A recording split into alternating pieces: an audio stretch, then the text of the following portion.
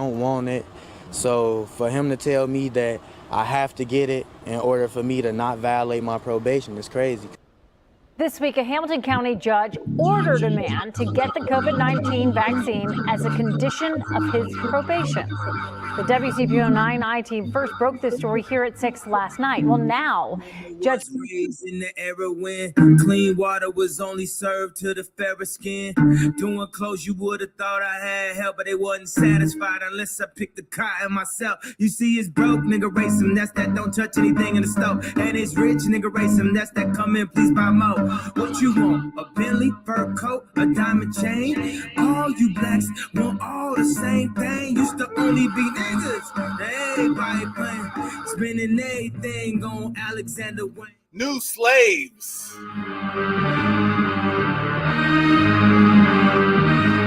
New slaves.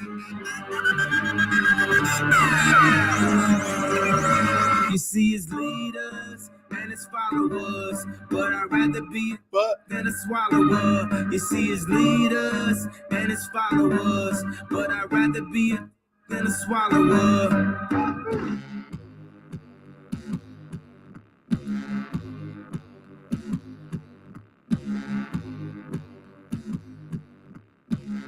What's up, everybody? This is Super Mike 2164. We're gonna do a little project today. This is gonna be an open show, so you can come on up. My brother Leroy Stanley called me, and so we should be doing a show. Ice Cube put out basically he put out a presentation, basically. So let me drop this link. Ice Cube put out a presentation. Hey, yeah, they don't want to go free. They slaves. They're the new slaves. So this is the link. And, the thing is, what's happening is, people are being forced to go free. That's why we get murdered in the street. That's why it don't matter if that's why they said the new slaves. See, if you was back in the day, there was you was poor, you had to be a slave, and then now they want to have this rich nigga racism, where it don't matter how much money you got, we still tell you what to do. We still control your movements.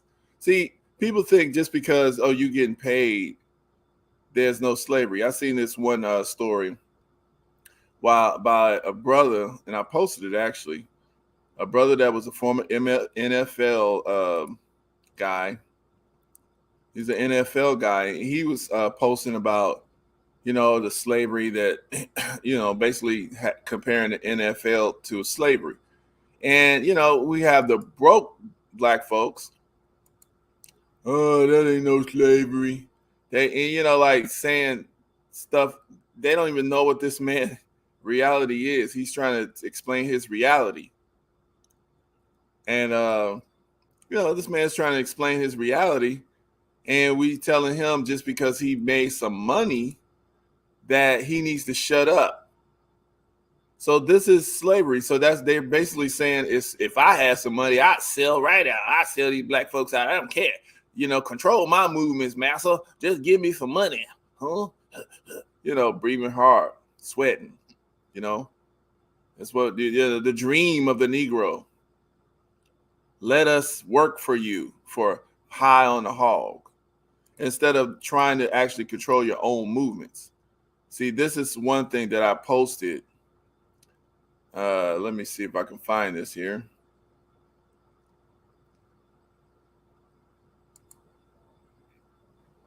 Is it possible to find it?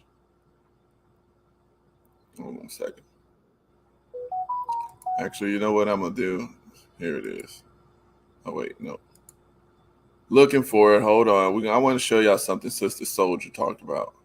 This was a long time ago. Like, the answer is already out there. See, this is the point in that time where you already have the answers, but because we were lazy and we wanted to ignore the answers, we don't want to accept the facts and the truth. There's nowhere else to go but the truth. You must, it's like if you're trying to make if you're trying to make, I don't know, if you're trying to buy a house, there's certain steps you got to follow. Now, you can go to this neighborhood, that neighborhood, or whatever, but there's certain steps you must follow if you're trying to accomplish the goal of buying a house. You need to find somebody's money, either yours or somebody else's. You need to, there's certain things you're going to have to do. And for you to say, oh, no, I don't want to buy, I want to just, do it my way without paying money. I just want to I just want to walk into the nicest house I want and just get it. And then you start hitting a brick wall because it doesn't work like that. Excuse me. It doesn't work like that. So let me show you something here. Let me see if I can find this. All right. So let me share this screen.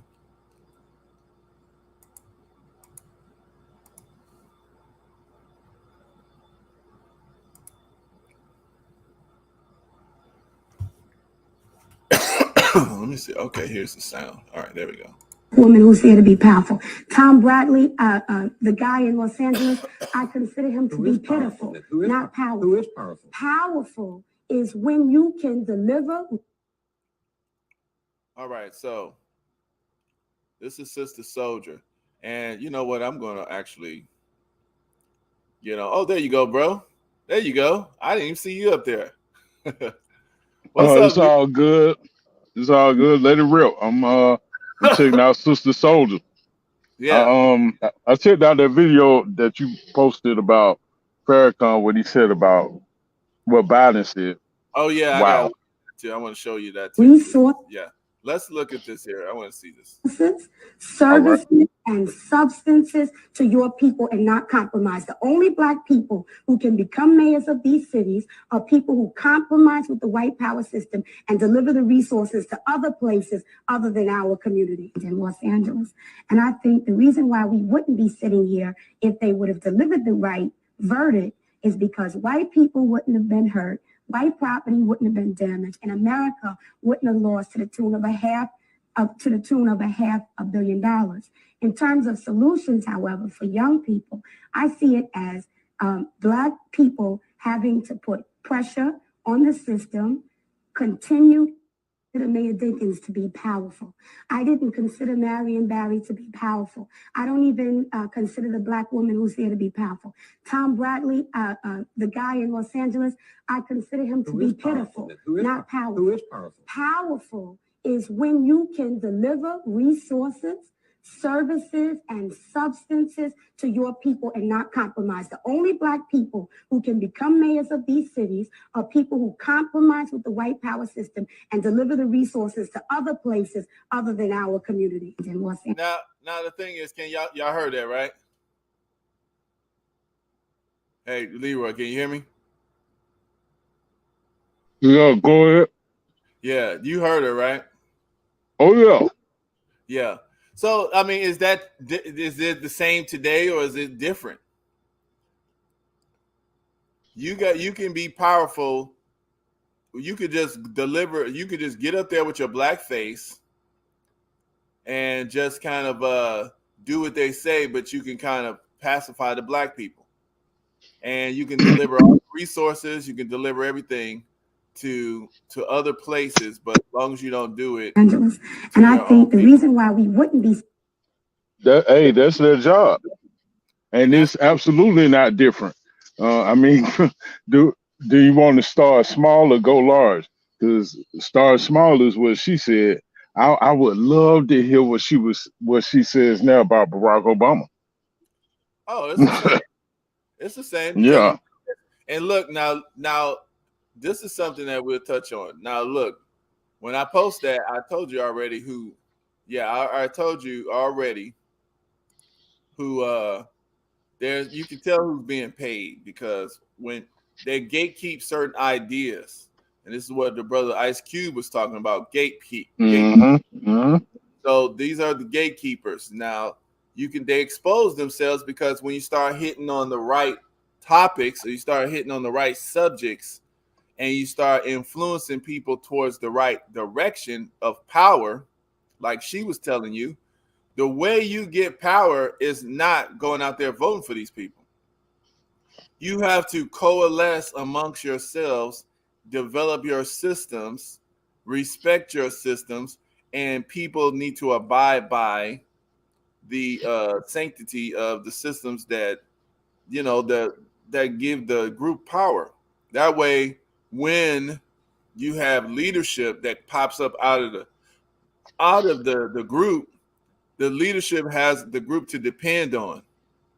Yes, and they reflect they reflect the goal of the group that Right. they're in, and that's no different from the.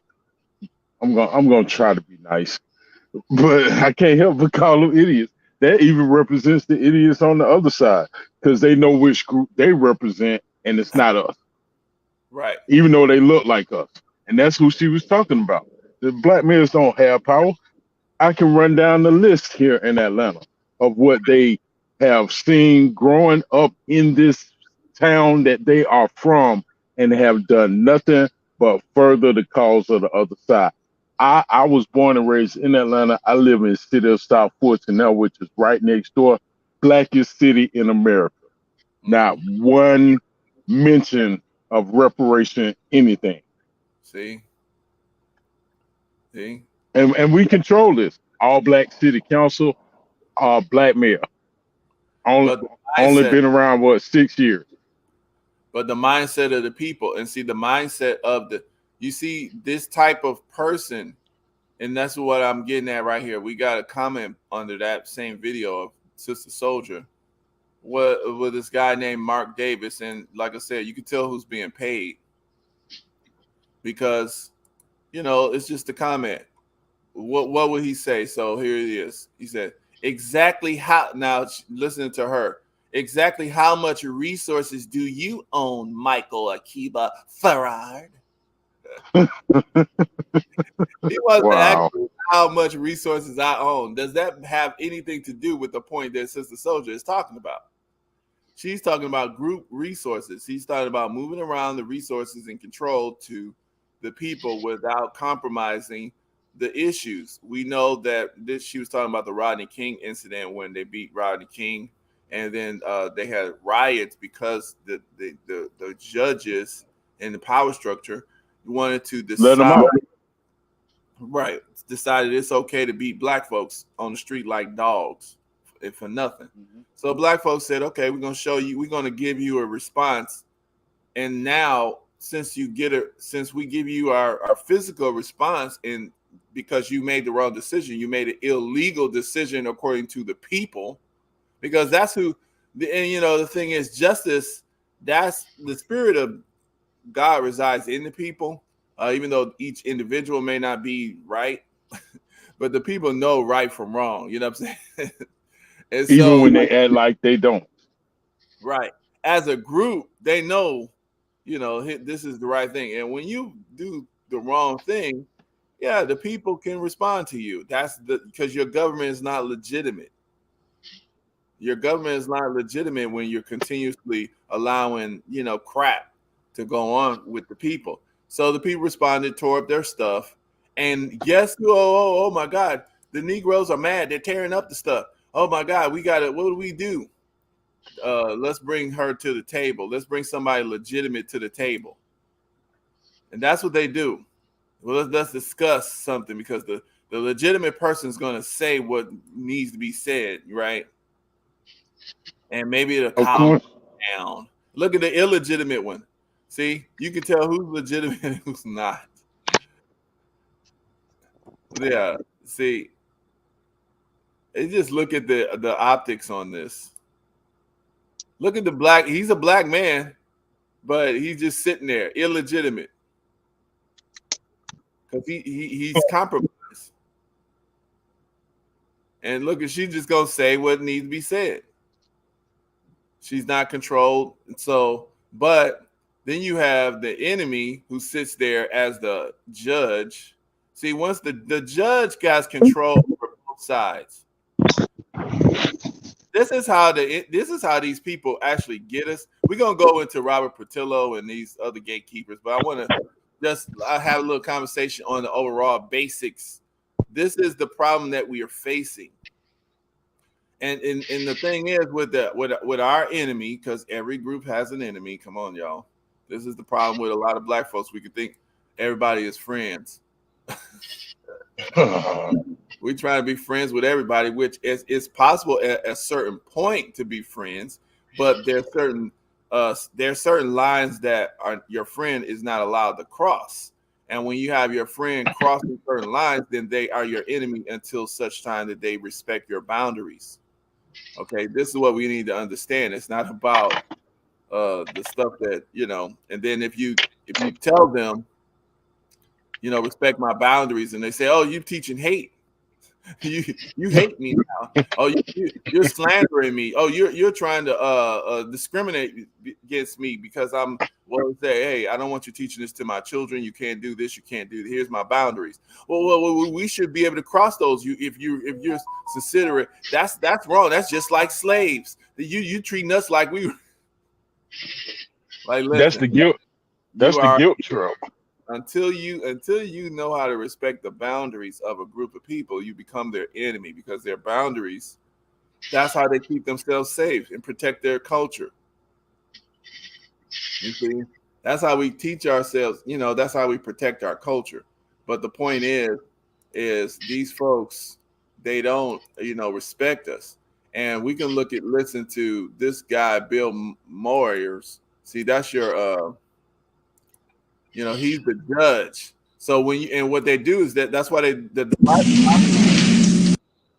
divide and conquer. The way it works is this: they set you up to argue with each other, right? Now, natural allies, let's say black men and black women, which are brothers and sisters, and everybody, black, just basic. The community is built off the men and the women, so it's like, okay. But we set them two up to argue. Oh, now y'all having a disagreement? Oh, come to our white judge for we're going to settle your difference, right? Okay, so what's the problem? Oh, well, he didn't pay something. He didn't let me go on a girls' trip, and he left me because I did it anyway. They're like, well, she wasn't listening to me. Okay, get a divorce.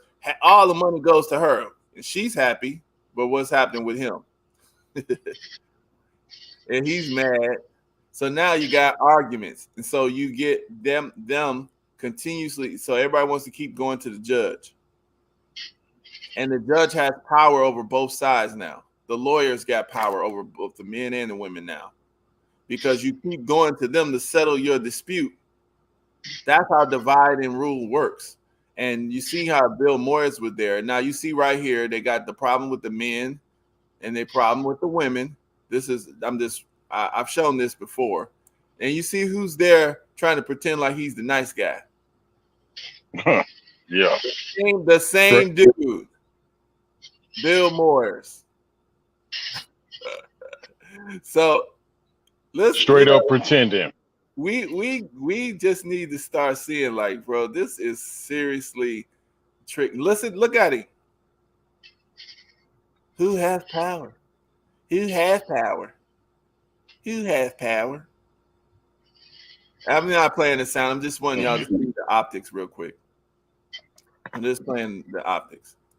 So we need to understand this is very deceptive stuff, and they are masters of this stuff. So, here we go. Let's see. I think you sent me something. Now, remember our old friend Patillo. Non-binary. Those are some people who don't identify as female or male. They feel that. So Patillo is going to try to convince us who is who. He's telling us, he's educating us on, something that hasn't happened in human biology for, ever, trillions in years or whatever, or it's never happened. Animal biology or whatever. But let's listen to Patillo, who is the master and he's the educated one on this new forms of stuff. all things are on a continuum. Sometimes you feel kind of masculine, sometimes you feel kind of feminine. If I'm at a football game, I might feel particularly masculine. If I'm watching a romantic comedy, I might feel a little bit feminine. And they exist on that continuum, and they don't want to identify as one or the other.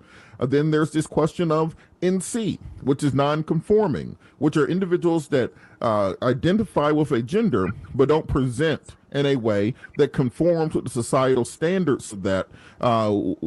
As an example of that would be what we call in the black community studs or butches. You know, she still identifies as female. She is a woman through and through, but she wears Timberlands and a baseball cap and takes all the medium clothes from the store, so short dudes ain't got nothing to wear. So just imagine just explaining this to Wow. Imagine, is this what we worked and get your butt out of slavery for? Is this what we did that for? What would They I would be answer? stark. They would be stark raving mad. You know, what would Booker T. Washington say? He would call this generation fools, and rightfully so. How you hung up on something that's set in stone, like our skin color? They want to claim for that community that what they are is immutable, which is a flat out lie. I mean, there are people who come out of that lifestyle all the time. That's right. It's a lifestyle. And choose to be different.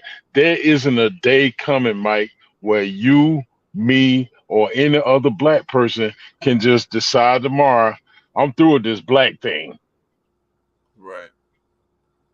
And the thing is, you could say that. Actually, you know what? I'm going to play a clip because there is somebody said, but people who say that, they don't understand and they actually get themselves into more trouble. Remember H-Rap Brown? Yes. Okay, I want to play something to that because this is interesting to me. This is a little bit of side note, but since you brought it up, it made me remember something that I wanted to see, because we've been doing a lot of stuff. I've been all over the place. And so I haven't been dropping no videos and stuff. And this was one I was going to drop, but I'll just put it out here. Let me see.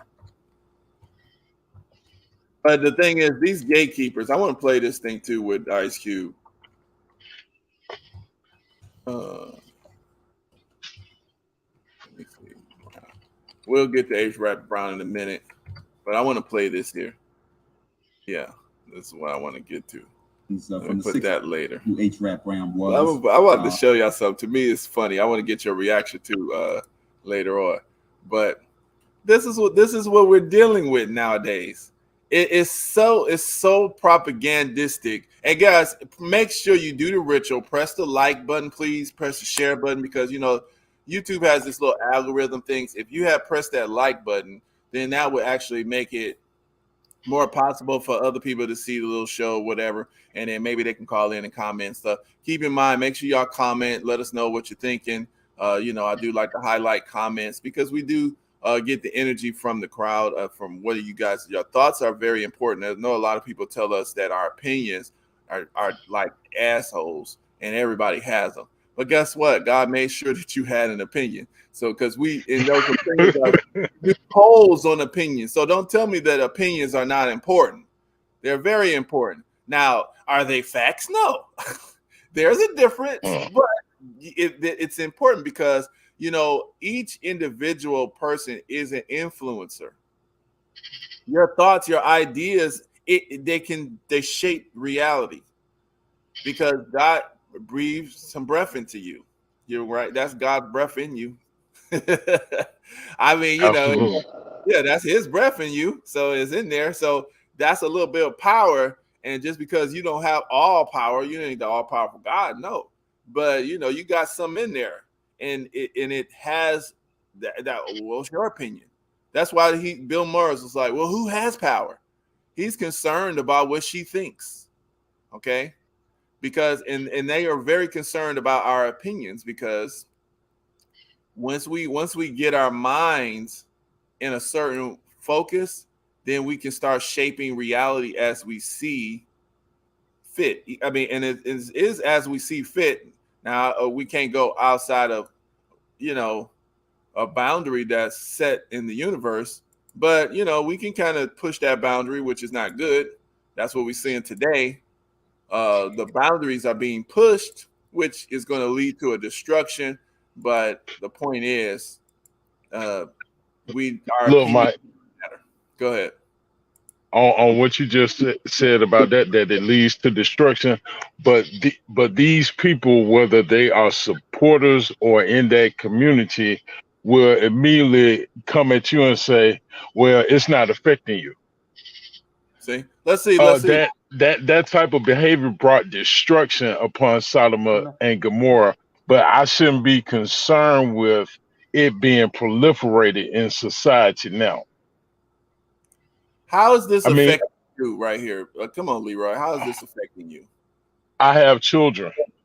Latoya Ravenel, welcoming Meredith Roberts, and like our leadership over there has been so welcoming to like my like not at all secret gay agenda. And so like I feel like I felt like it was, I mean, like maybe it was that way in the past, but I guess like something must have happened in the last like they're turning it around, they're going hard. And then all that like momentum that I felt, like that sense of I don't have to be afraid to like, let's have these two characters kiss, let's in the background this, like I was just wherever I could just basically adding queerness to like if you see anything queer in the show, I'm proud family. But like I just was, I mean, I'm literally amazed at these people are they're so warped.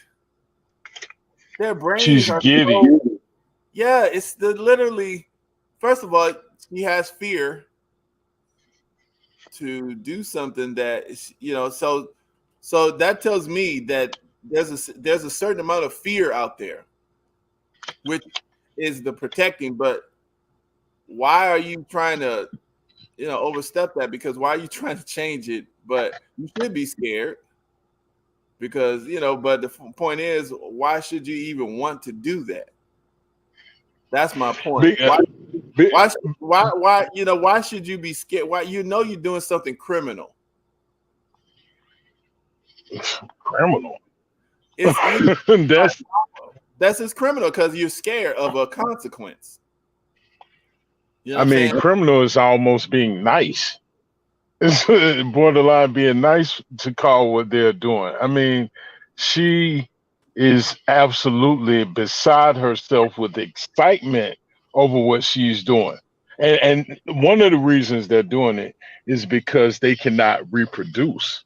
They can only recruit and turn. Wow. Okay.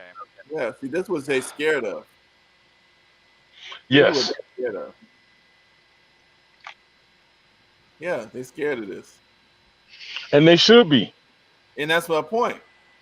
And that's why, and the thing is though, that's why what is bringing this reaction, Mike? Well, because they're crazy. This is the problem. These people are really freaking nuts. They need to go into a little cubby hole, into just like Dracula. What did Dracula do? He's scared. In the daytime, oh, that's sunlight. Dracula is like, wait a minute, hold on. I need to get inside my little den at night. Coughing, real strong, make it hard to get to. Have me a little gatekeeper or two. Have me a little patillo, a little, a little lichen or whatever you call it. Them little things. Them people that remember Vampire of New York, Brooklyn or something with Eddie Murphy. Yes. And Kadeem Harrison. Was his lackey his boy? That's Patillo. That's these people. Oh my goodness! I mean, you're right. No, but seriously, all of this stuff is symbolic. They're telling us about themselves. See, they can walk in the light. They have the melanin. So, like her, she can walk in the light, but she's really one of them in the mind.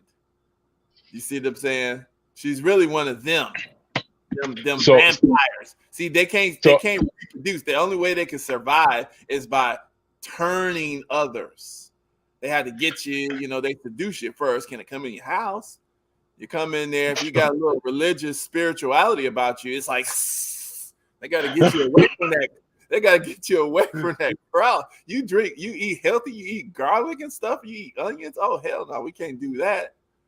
Okay, you like to stay in the light. You like to stay in the knowledge. You can see. You see, all of this stuff is symbolic. That's what vampires are. Look at it. This, if she had fangs right here, this is a good little fangy picture. So look, hey, so is she the female version of Blade? She's a daywalker. Well, She walks among us, but she's not actually one of us. Well, see, the thing is with Blade, though, see, he had a little bit of that in him, so he knew how that world was, but he was fighting against that world. Yes. So that was Yeah. Look. I'm only talking about the daywalker part. I'm not talking about that part because she is certainly not fighting against it. But there are others who are. Right. Well, and exactly, and that's another thing. See, this is what I'm saying. People who, like you said, there's people who have, you know, turned away from that stuff. They know what happened or what could happen, and they know the life, and you know, oh, you would live forever, you would be immortal, you would have all these powers, you could do this, you could do that, and yada yada, and this and that. But when you get seduced into that, thinking that you're gonna be something special, then you know you realize it's nothing but a cesspool of disgustingness. You see what I'm saying? And in order to even live a halfway decent, normative life like that, you're doing that, but you still kind of want to still live a halfway decent, normal life. You got to get with somebody. You got to be the one person got to act like the woman, the other person got to act like the man, and y'all got to kind of set it up that way. That way, y'all can. and Look, I can understand that because you understand, like, dude, listen, you know, true enough, I'm in this situation, but I can't be like these cesspool clubs hopping folks. I gotta have me something normal. So I gotta get with somebody that's like trying to be the other way, and that way we can kind of pretend. We can play pretend.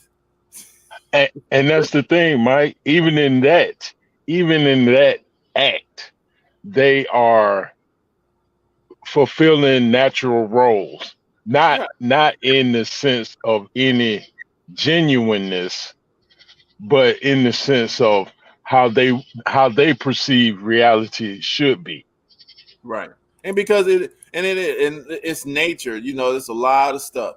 But the point is, let's get on with a little bit more of this. So this is Patillo. I just wanted to remind people Because that you're non-conforming. This idiot. Also, GF. That's what else did he say? Let's go up to this one. Let's see. People go through shock therapy and tell you they're not gay anymore, so they can stop being shocked. That doesn't mean they're not gay. What an idiot! People, what the F? You see what I put there? What the F? People go through shock therapy so they can tell people they're not gay. That's Austin, the producer. What is this man talking about? They will just say anything to try to justify in their minds something that just is not. Listen, dude. Okay, we can understand now. See, this is what I could respect. Shahida got it. No, I can. Yeah, tricked and bamboozled. Exactly. Yeah, she got it. Yeah, definitely. But like, so I can understand you like, okay, this is something that I'm dealing with. I'm fighting. Okay, this is some reason I have this attraction that's kind of warped for whatever reason, abused, whatever. I got this attraction, but I need to at least not lie to myself and say this is like the way that everybody going or doing, or this is sustainable for large numbers of people. Like everybody should be doing it the way I'm doing it. I need to make sure all the folks in the whole entire world is doing it the way I'm doing it because, you know, I don't want to feel bad and I want to feel normal. So instead of trying to work with what I'm doing, I want to make everybody in the world, I want to make everybody in the entire world turn to me. See, that's how the vampire thinks. You see what I'm saying? That's the vampire, right? So this dude, people get like, listen, what are you talking about? Yeah, like if I thought there was a chance of me being murdered in a nightclub for being gay, I probably wouldn't tell people that anymore. I probably would just, keep it to myself. I mean, they were at an all-gay club. They had nothing to hide from each other. After the fact, until they nearly were murdered. And to that end, in the past, there were gay people who lived their lives and they kept it to themselves. We live in a point in history where that's no longer the case. Leroy, I promise you, bro. I was at the schools, bro. It never happened. I've never seen that happen to anybody. I've never heard of that happening. That's because he never heard of it. Yeah. He wasn't an idiot. And he's lying. But anyway. And that's one of the things you said.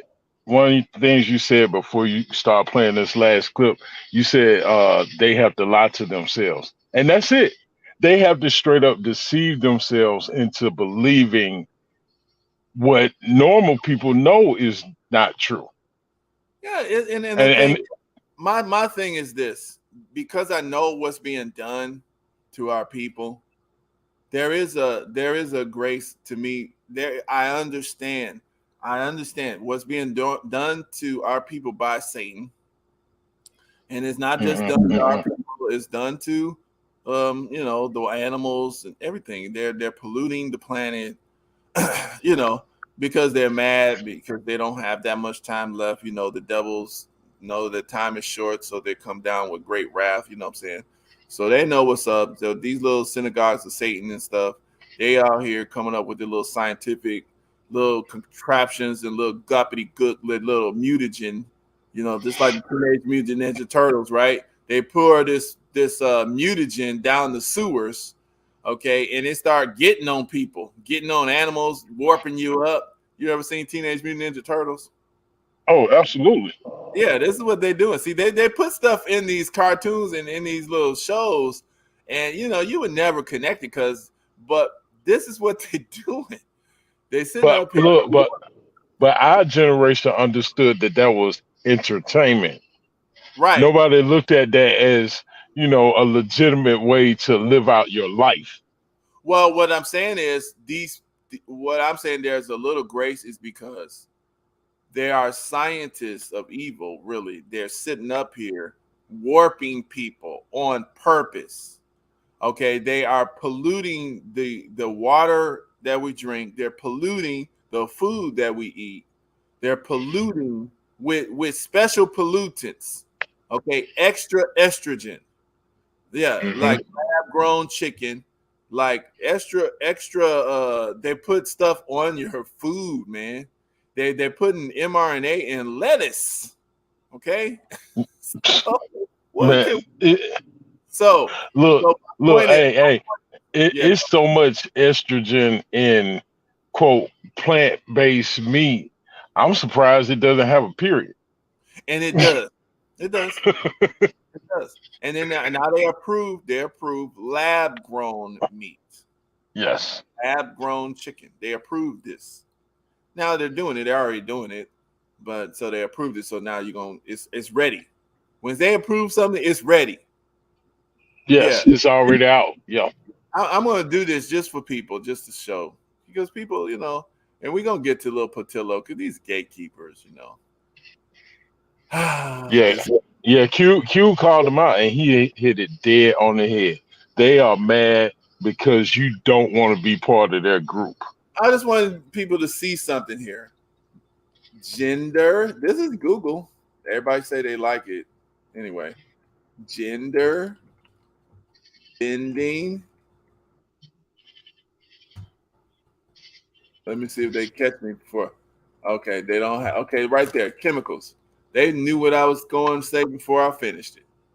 Gender bending chemicals. Oestrogen-like substance, including chemicals known as parabens, occur in cosmetics. So these people are putting on their makeup, and you're getting gender bending.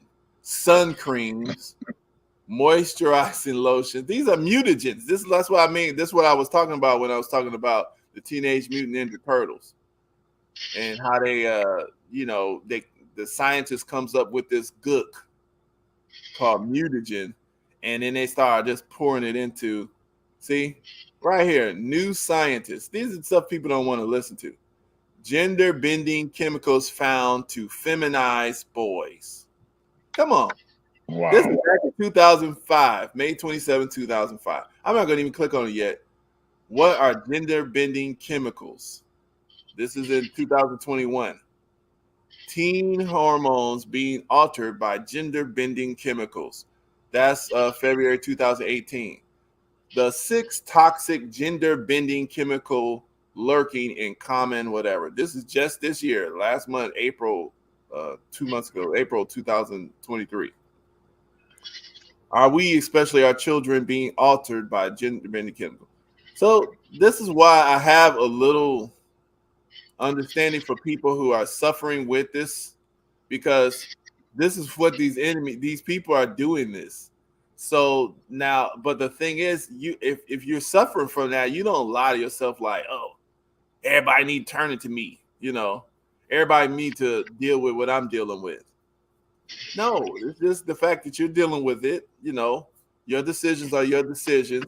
I don't hate people because this is what's happening out here, but at the same time, I don't need nobody up in here trying. No one would stop me, and no one was trying to stop me.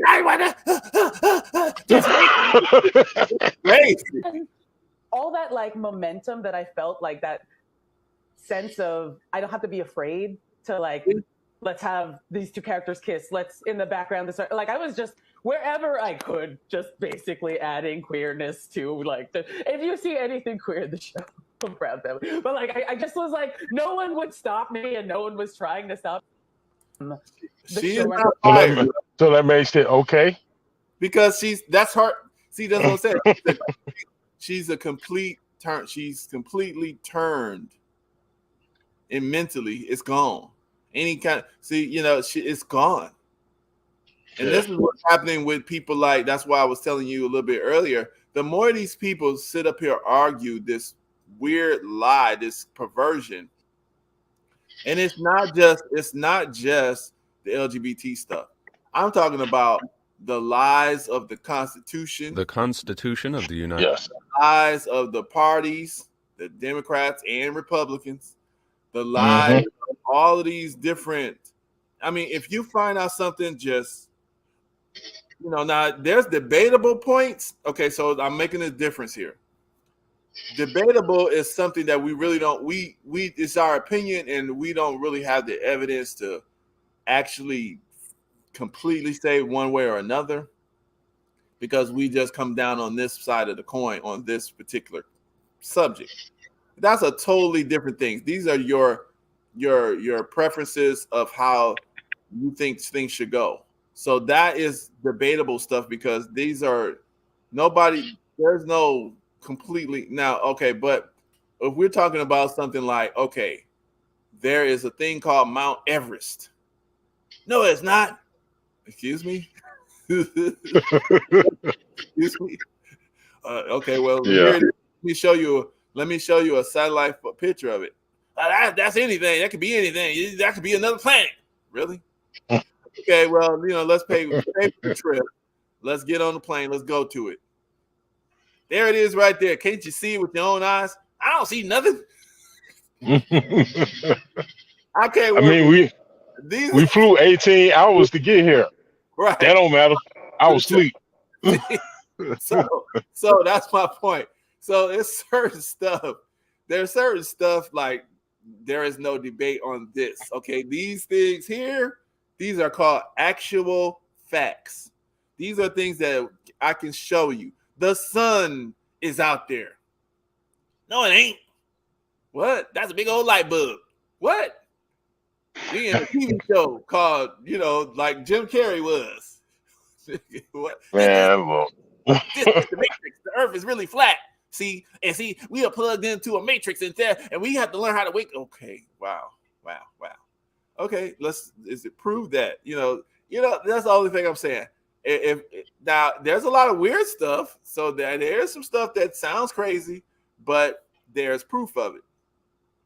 Like I can understand when people are talking about, the mRNA and all that stuff. If you have never heard of that kind of stuff, then of course you would probably say, you guys sound crazy. But the point is, but there's enough evidence that we have so much actual evidence that you should not have, I should say, ignored the stuff. Now I won't go all into that because this is YouTube and they still are, they're still they're still trying to pretend. Even though I watched that Joe Linder video you posted. Wow. I mean, and at some point he realized he had gone way too far. Too far. Not once. He sounded like LeBron James in the championships. He said he was going to win in Miami. Not one, not two. He took 4 doses. And this is what I'm saying. Because some people are just like that. It's not. Sometimes it's good. They overdo stuff, and sometimes it's not necessarily a bad thing. Oh wow. But let's keep in mind. Okay, this is a morning show. Rashard Richie's little program. This is where all of the bats and the daggone vampiric weirdos hang out. Look, man, him and I had a conversation one day. This is going back a few years, and I called him on something he said in the day before his program. He said that facts and truth aren't the same. What? And so yes, he did. And so I asked him to expound on that.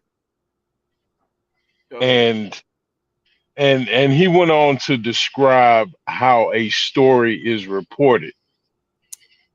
And I told him when he finished that how a story is reported does not differentiate truth from facts. Right. See. Now that's what I'm telling you. And I want you to finish, but I just wanted to say this. I keep saying the same thing. These people, they think they're so slick because they're educated, but because they keep arguing these weird points, they keep defending these weird positions of reality. They actually start to trick themselves. They actually believe this crap. Keep going. Well, he as he described it, like I said, I mean, facts are to I would dare to say that many believe that facts and truth are the same, and the only time a fact is not the truth is when you get new information that reveals that was not a fact. Well, so that's the only time it changes. But at that point, you have no idea previous to this new information that what you believed before wasn't a fact. I get that, but that's still not saying that facts and truth are different. No. Listen, that's different to me. Okay, so let's clear that up. Look, a fact. Now there's a statement of fact. Okay. Now the statement is fact is what we just really truly believe is true, and we say it as if it is a fact. But it can change if upon new information. But the fact is it doesn't matter what we know or what we don't know. The facts exist. Okay? Whether we believe it or not, or we misunderstood it or not, the fact is the fact. And the truth is called truth because after all of the information, after all, even through time, after hundreds of years of analysis, after thousands of years of analysis, it remains true. It remains steady because it is true. It is the thing. There's air in the oxygen. Humans breathe oxygen. The thing, it's element we call oxygen. Humans breathe that. Okay. Well, that ain't true. Shit. They breathe, I don't know, grits. They breathe grits. Like, oh, really? Okay, damn. Okay, you gonna argue that point? Okay, I'm telling you, it's oxygen. Okay, let me prove it with a science. No, it's grit shit. I took some corn, we dried it out, we bumped it up, and we threw it in the oxygen, and y'all breathing grits. And without those grits, you would die. Okay. Now you can argue that point, but the point is, even if that person believes that, okay, they believe it, but and let's say I messed up. Let me say, okay, maybe they do. Maybe you convinced me. Maybe we do breathe grits. It don't matter if you convince me or not. The fact remains, this is what we are. Without these elements here, oxygen, you're dead. I can put you in a room. I can put you in a room. Now, we don't just breathe oxygen. Okay, there's nitrogen in there. There's carbon dioxide. There's some other stuff all inside of air. But if I put that other stuff in a room and put you in there without the oxygen, you're dead. But absolutely. But I can put you in a room with just oxygen, and very dangerous. Long as it's 21% oxygen. But if I could put you in a room with just oxygen, it's not really good for us, but you would live because we breathe. Hey, Mike, by their logic, then you don't need to. If you're a scuba diver, you don't need to refill the tank. You can just go back down. That's my point. So that's what I mean. Like, that's what true is, though. So true, that the thing, it's just like if I jump on a rock, it's tried and true. It's like if I jump on a rock that's in the water, so it's rocks on the water, but one of the rocks is a turtle shell. I think it's a rock. I believe it's a rock. When I jumped on that thing, it just bloop. Oh shit! I fell in the water, right? So it wasn't true because it didn't sustain up. It didn't sustain the scrutiny. It didn't sustain the test. So it's not true. That's why the word true is true because it works. It works.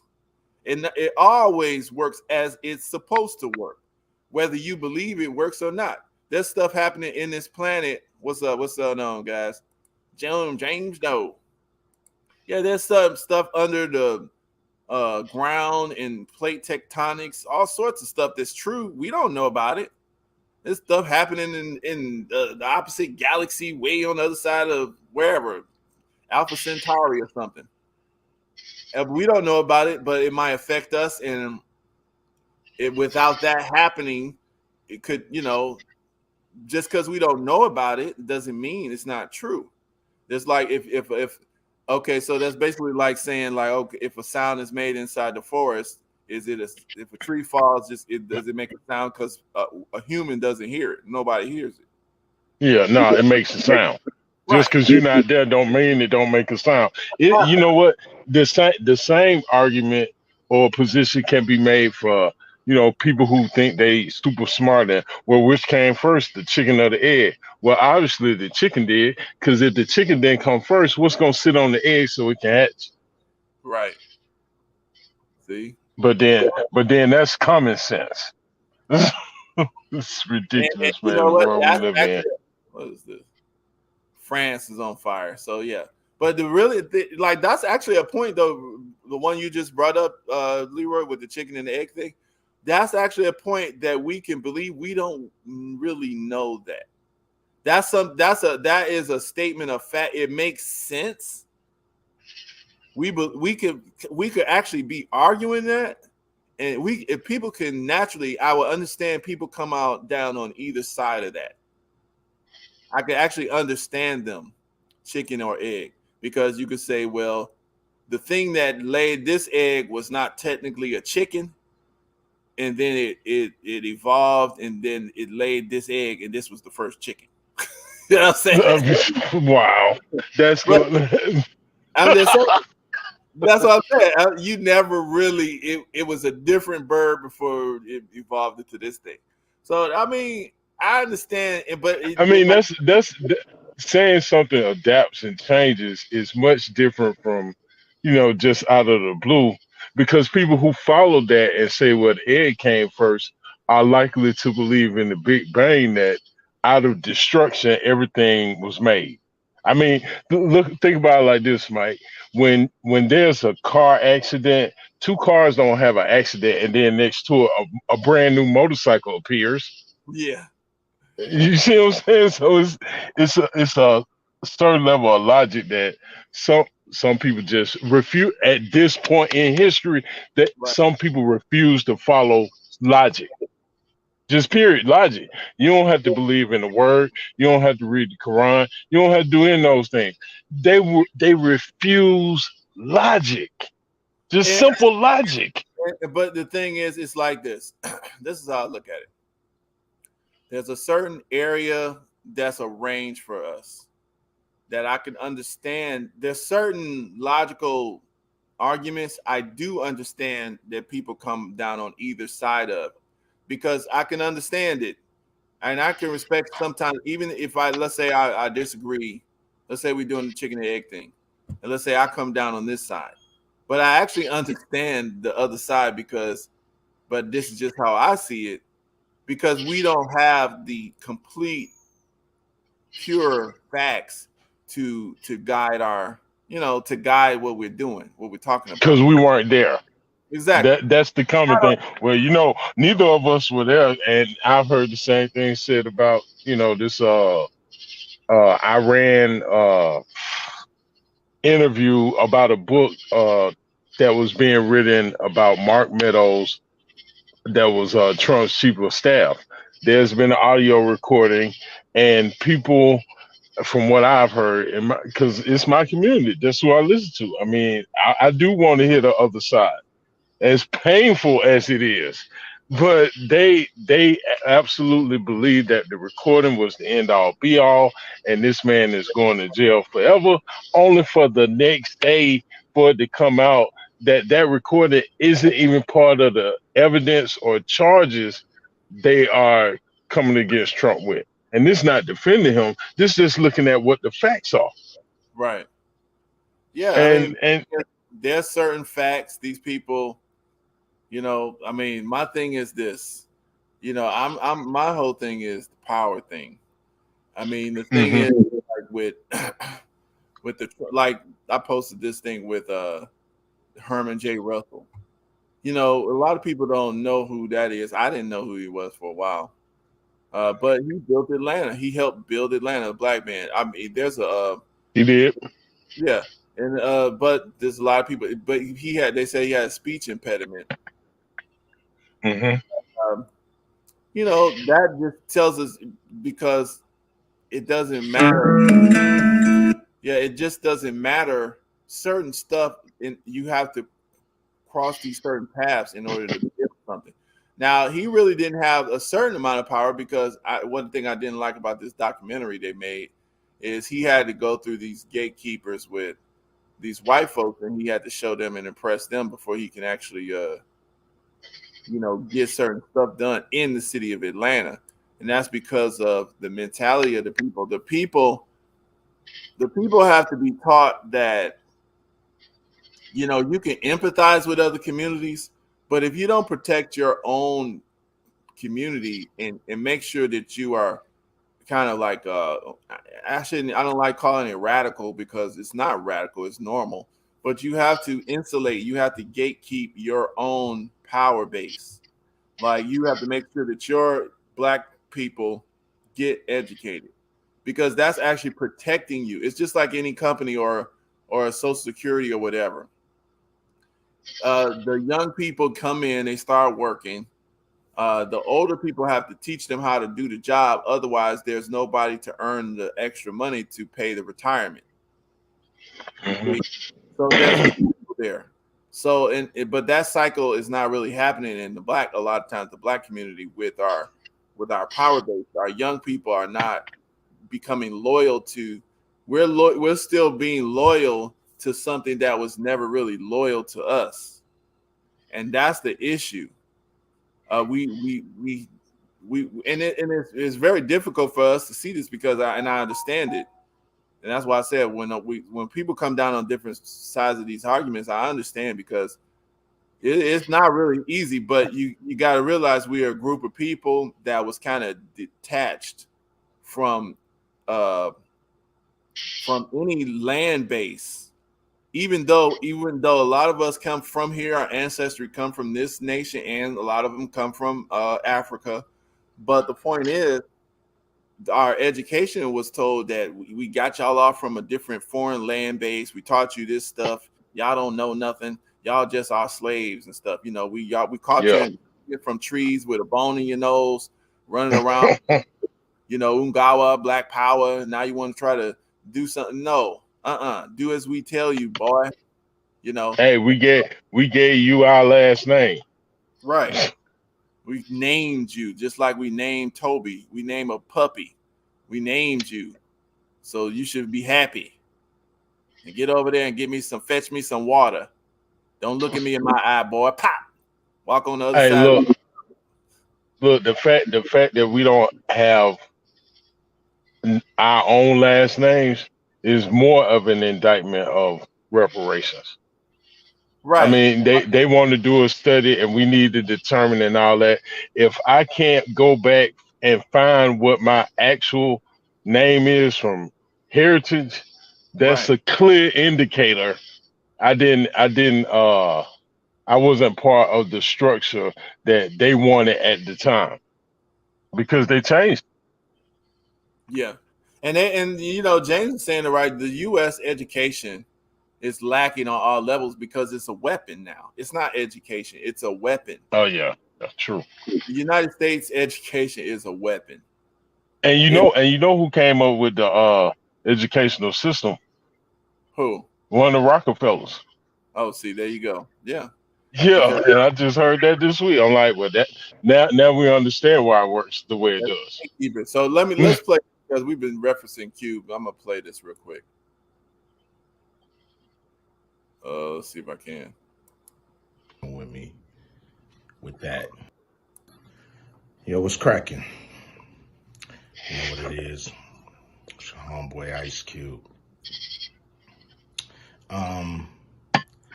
And some of you may not have realized that I'm not part of the club. And a lot of you listening to me right here, right now, you're not part of the club either. Nope. And what I realized with the club is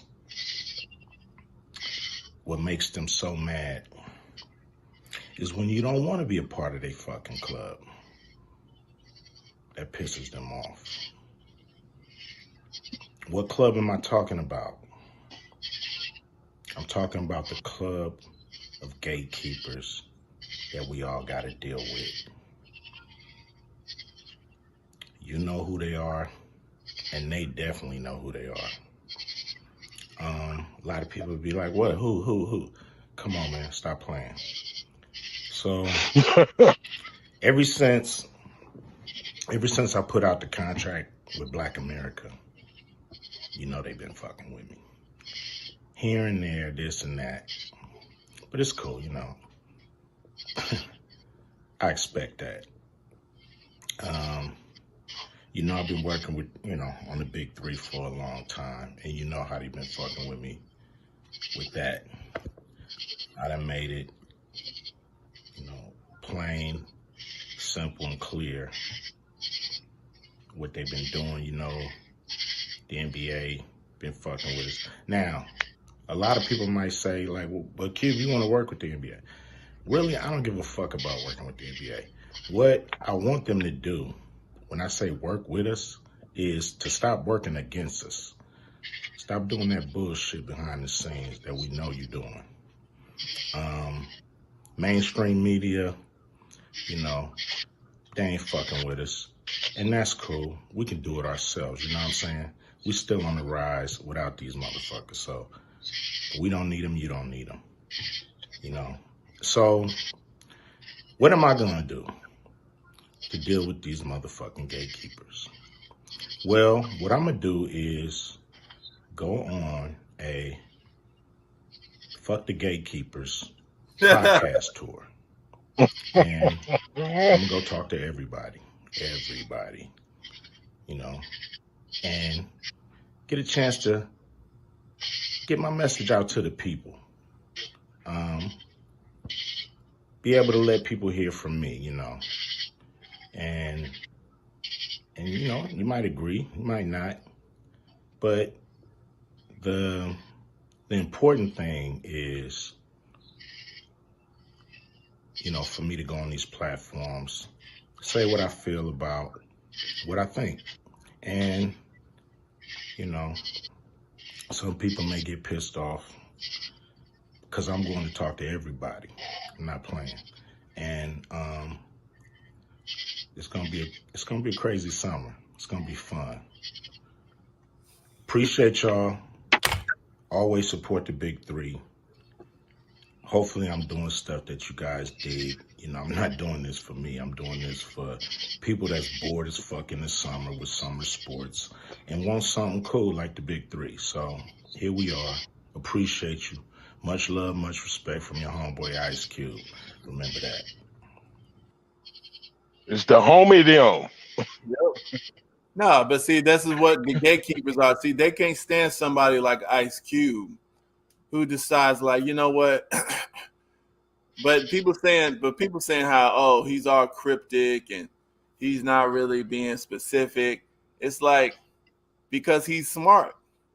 See, because it's like, okay, yeah, you got the enemy, you David, you out there, and Goliath out there with their little army, and they got all kind. You can't just run up in there a certain way. You got to do it at a certain time, at the proper time, the proper tools. You got to get stuff in the right way, and that's the problem with some people. They don't understand that. It's like, sure enough, God could be on the side, but there's wisdom in how you move. Okay, you don't attack at their strong point. There's certain stuff you got to do. or step in the trap that they lay before you. Because I mean, in essence, he was speaking around an algorithm, even though he was talking to people. Right. And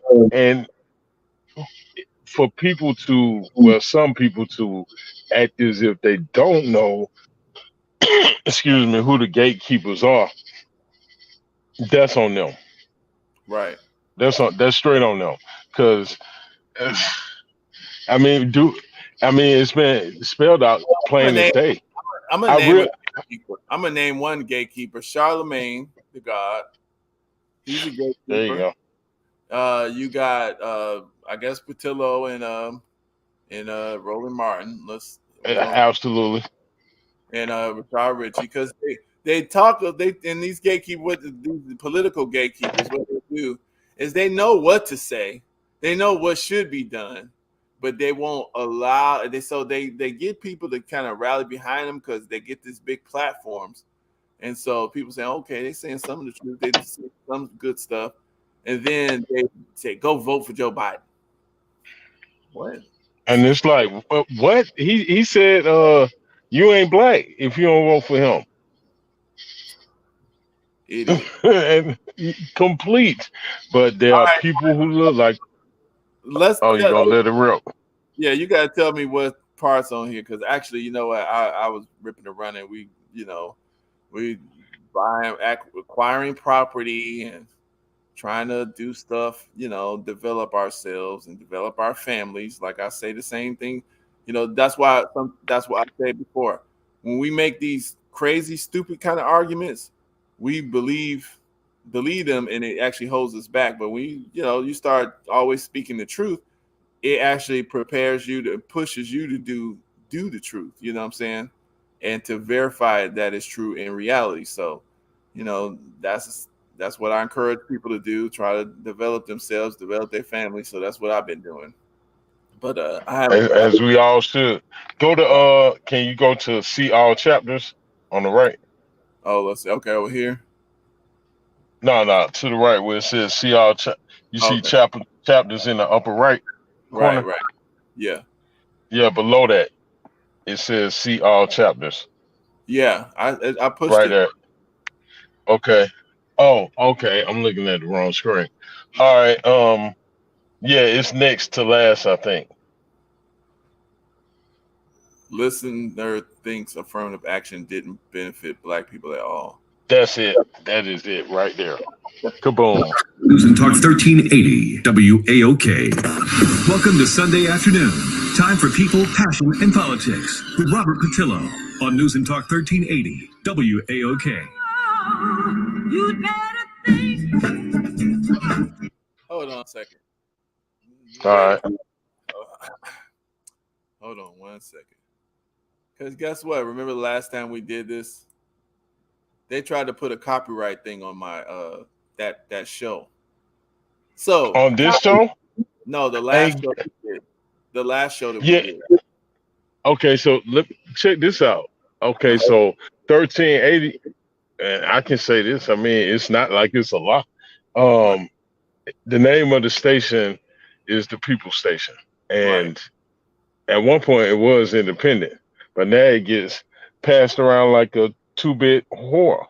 That's right. Because it went from Interscope and now it's owned by Odyssey.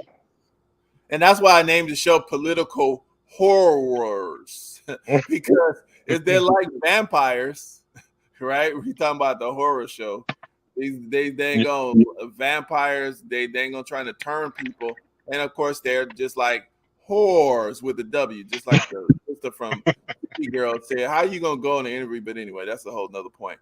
You go on an interview and just straight up in front of the TV, everybody in front of the world say, I am a whore with a W. What? Kamala, you say something? Wow.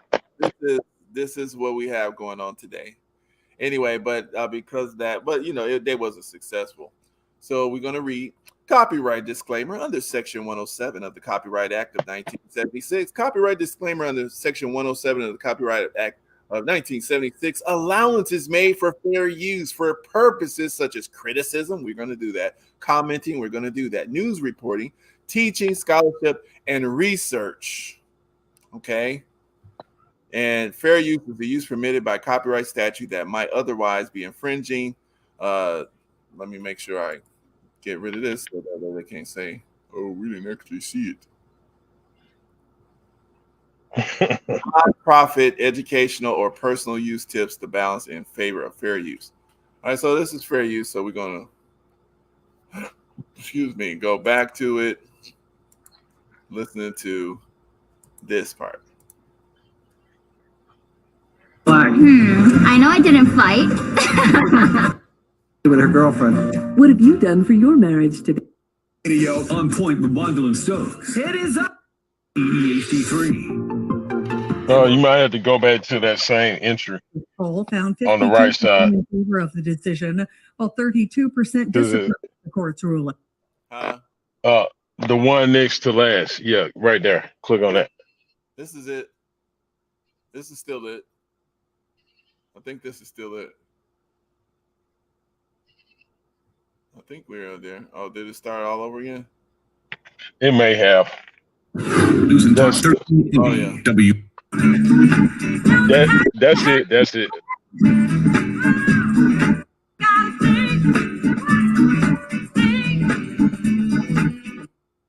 What are you going to tell your kids and your grandkids? Are you going to say, hey, my bad about helping them? Can you back that up? But go ahead and get to the back of that bus. News and Talk 1380. There you go. Let it play, because, man, what he says right there is incredible. In politics. Right, we're going to suffer. We're going to News suffer and Talk through 1380. WAOK. I mean, something, she's singing about something that he is not doing.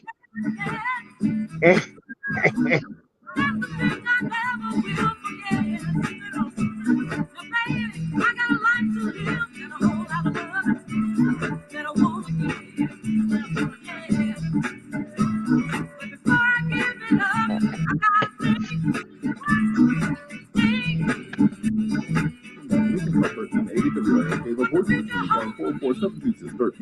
involved in the conversation. And I wonder, for the people who supported this agenda, who supported these people getting into power on the Supreme Court because they thought they were going to stop gay people from having rights, What are you going to tell your kids and your grandkids? Are you going to say, "Hey, my bad about helping them bring back segregation, but go ahead and get to the back of that bus"? You know how, but you know, I wanted to really stop the gay people, so you know that's why you're not allowed to go to school no more. I want to really hear what you guys have to say. All right, going back to the phone line. Leroy from Atlanta on line 4. Leroy, how you doing? What's going on? I see how he set you up. Yeah, and I'm gonna address that off the rip. I mean, dude, come on, man. You gonna? I didn't fight. Whatever I done. And that's what it does. News and Talk 1380 WAOK. Welcome to Sunday afternoon. Time for people. Hit the fast forward again on it. Hold on, Leroy from Atlanta on line 4. Yeah. Leroy, how you doing? What's going on, Patillo? Hey, Leroy, what do you think about these Supreme Court decisions and the resegregation of America? I mean, I want to not thank you for how you just framed our position. I'm asking you how you feel about it. Sleight of hand. But yeah, so affirmative action. I came into the show late. You've already mentioned this before, maybe not. But affirmative action has benefited white women more than it has black people as a whole. So to try and defend it, I can't defend it. I'm not going to try. You know, it served a purpose for a time. And actually, if our black people as a whole, especially the boule, the leaders, the people who have the degrees, were smart enough, they would understand that you can use affirmative action the same way you can use the term two-tier justice system that's bandied about on both sides now, when it's always been understood in our community. Both of these things can be used to acquire reparations. But that's not the discussion. That's not the discussion. As a matter of fact, affirmative action is a sleight of hand of itself. You know, explain. I'm trying to follow you, but I'm lost in a forest right now. So leave us some breadcrumbs so we can, the rest of us, figure out what the hell you're talking about. Okay, so let's go here. When you said that, you know, they're bringing back segregation because you can't be forced now to work for someone who wants you to do a job for them because of their sexual proclivity. Isn't that slavery when you make someone do something they don't want to do and they don't have a choice? No, that's right? Not. But that's not the issue that we're talking about. Listen what the issue is in that case. If anybody can claim that they have a strongly held religious belief and that justifies the abrogation of the protection created during the Civil Rights Act of 1964. It's basically a workaround to the Civil Rights Act of 1964. So any protected classification now has a trump card over it, being an individual's religious beliefs. So if somebody wants to say, I have a bed and breakfast, I don't want any black folks named Leroy up in there, all they have to do is say, well, my religion tells me to not like black people, and my bed and breakfast is my artistic expression, and you can't go up in there, and you can't sue. You can't say anything about it. That's just the law. You've been segregated out of that area. Hey, two things on that. The first is, if someone actually does feel that way, guess what? I don't want to do business with them anyway. Secondly, you mischaracterize it a little bit because, you know, by trying to tie how someone chooses to live and say that would go against someone's religious beliefs is quite different than saying someone, because I don't have to deal with someone because their immutable characteristic goes against my religious beliefs. You're trying to make me think. Leroy, that's not what I'm trying to do. What I'm saying is that's the way the court will interpret it. So you can't say that I'm able to discriminate against you because of your sexual orientation, but I can't discriminate against you because of your gender. or I can't discriminate against you because of your religion, or I can't discriminate against you because of your race. Every single time there's been a law made to discriminate against one group, where does it land? On Black people. And you're delusional if you don't think that these laws are going to be used to make sure that your Black kids can go certain places. It's delusional to believe that because I don't want to participate in someone else's sexual proclivity by denying them my services, that you would say that's not slavery.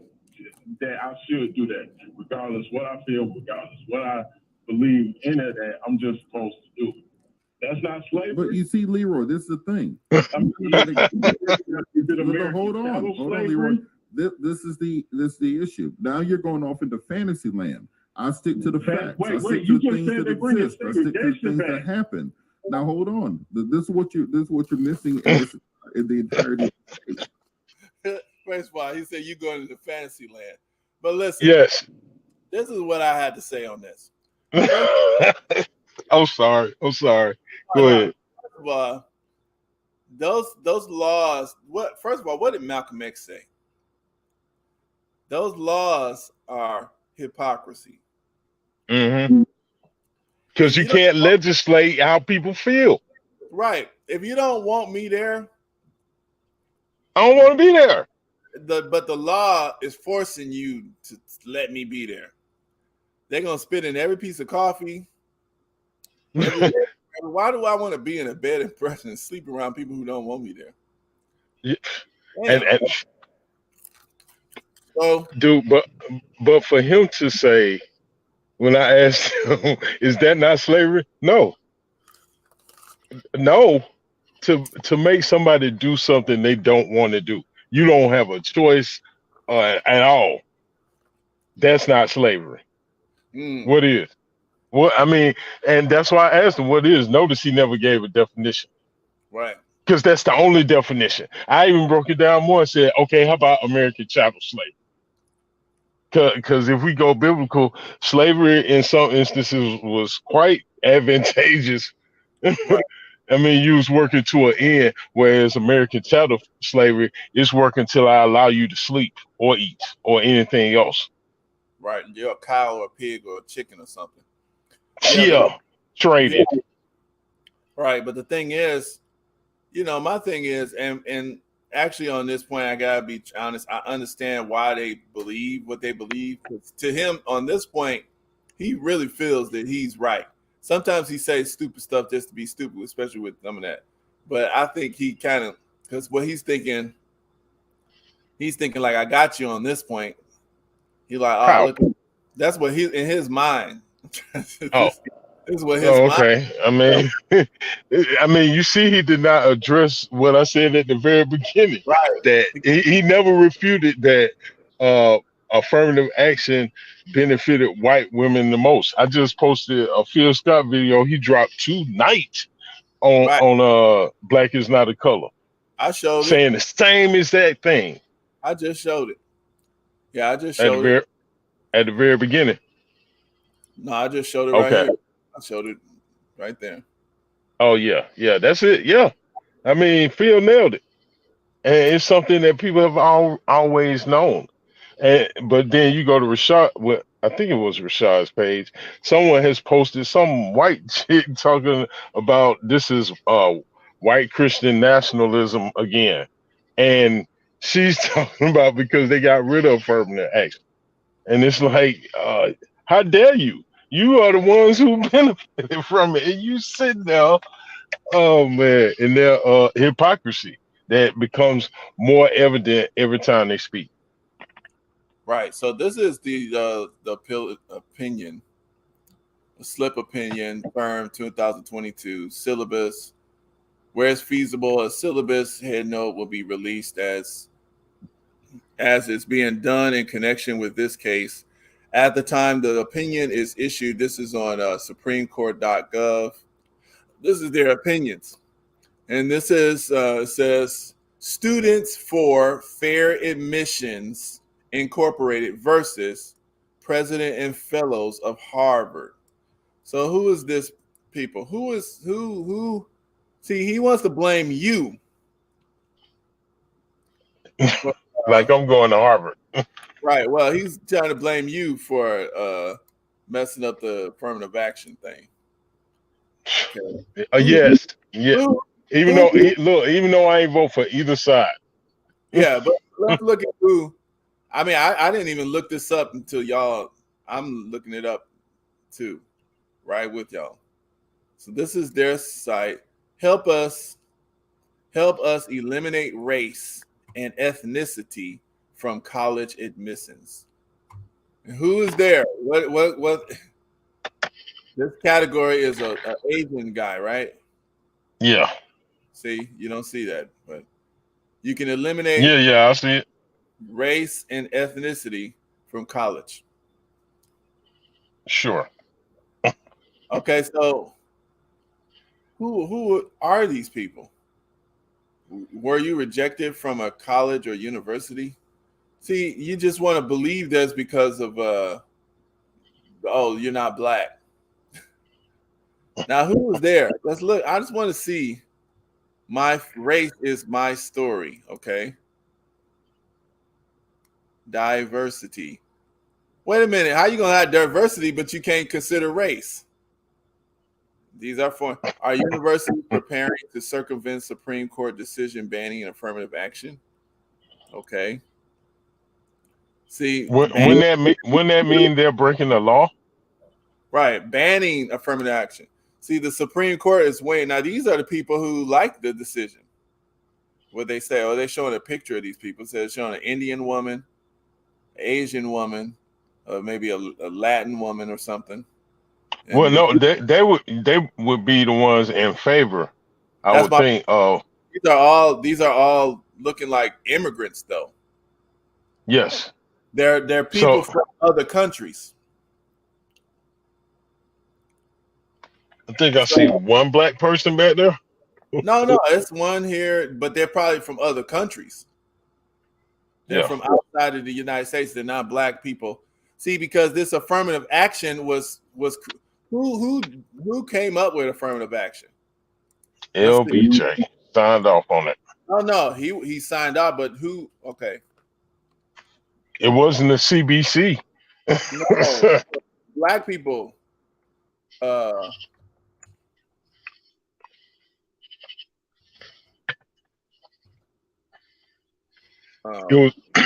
It was a stiff arm, just like the Crown Act, just like what is this student loan forgiveness? How about just forgiving the interest and allow people to pay back exactly what they borrowed? How about that? I think Claude Anderson came up with affirmative action. You know, he was a government official. He was. Yeah. Interesting. See, you got to realize, this is the thing. This is what I don't like. I hate this type of, that's why you hear me say it a lot. I cannot link and I don't pick no sides of these two people kind of parties. None. Because it will warp your vision because they use buzzwords. They play games with words. And a lot of times, because it's been 30 and 40 years, people forget the original intentions. Now, before all these immigrants got here, black folks was fighting for something. Okay, I think it's this one. Okay, so look.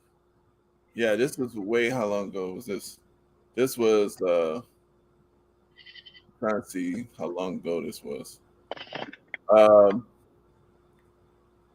don't see 3 years ago. All right, so this is 3 years ago, Breakfast Club. But Claude Anderson, he tells you kind of how he went into, he has something to do with pushing the affirmative action. Actually, the beginning of it, writing the laws, putting it in there, and pushing it to LBJ. These were black people at that time were saying, okay, This is the stuff that we need to get us back into the running to become a full citizen in the United States.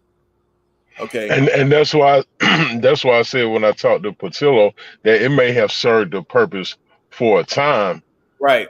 But after that, it stopped being. If it was for us, it stopped being that, and ultimately, another demographic group is taking advantage of it. Exactly, but we need to see that. We need to know what that's for, and see that way we can actually see who's messing us up. Because if you just go by the buzzwords that they put out, look, the first thing that these people, these gatekeepers put out stuff, and you hear from Patillo, he's always giving you piecemeal information just to produce an argument. It's not about understanding the steps and basically so that way you can see the actual transmission of how this thing is flowing, and then you can say, oh, this is how I see it now. Now you can judge like the Supreme Court, because they're not really the Supreme Court. The real Supreme Court is the people. But if the people are not educated enough to actually look at all of the real factors, then it's hard for us to come down on a more productive decision.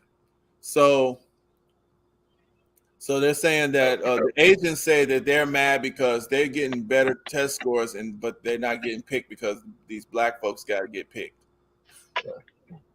So if you just take Harvard, black people are 6% of the student body. Yeah. But we taking your spot, and y'all are 0.2% of the population of the United States. But we taking your spot. That's what they're thinking. That's what they want to believe. So look, let's listen to what these people say. The Supreme Court weighing in on whether to prohibit the use of race as a criterion for admissions. If that occurs, many universities will likely seek to circumvent the decision to continue the racial quotas now in place. Although all universities deny having quotas, many have numerical targets or goals that practice the amount of quotas to quotas. These quotas are both floors and ceilings. They're telling you what these quotas are. Now we got to investigate that to really see, but these quotas, they say, are both floors and ceilings. Okay. They are floors to applicants of color. So everybody that's of color, every white is a color. So I don't know.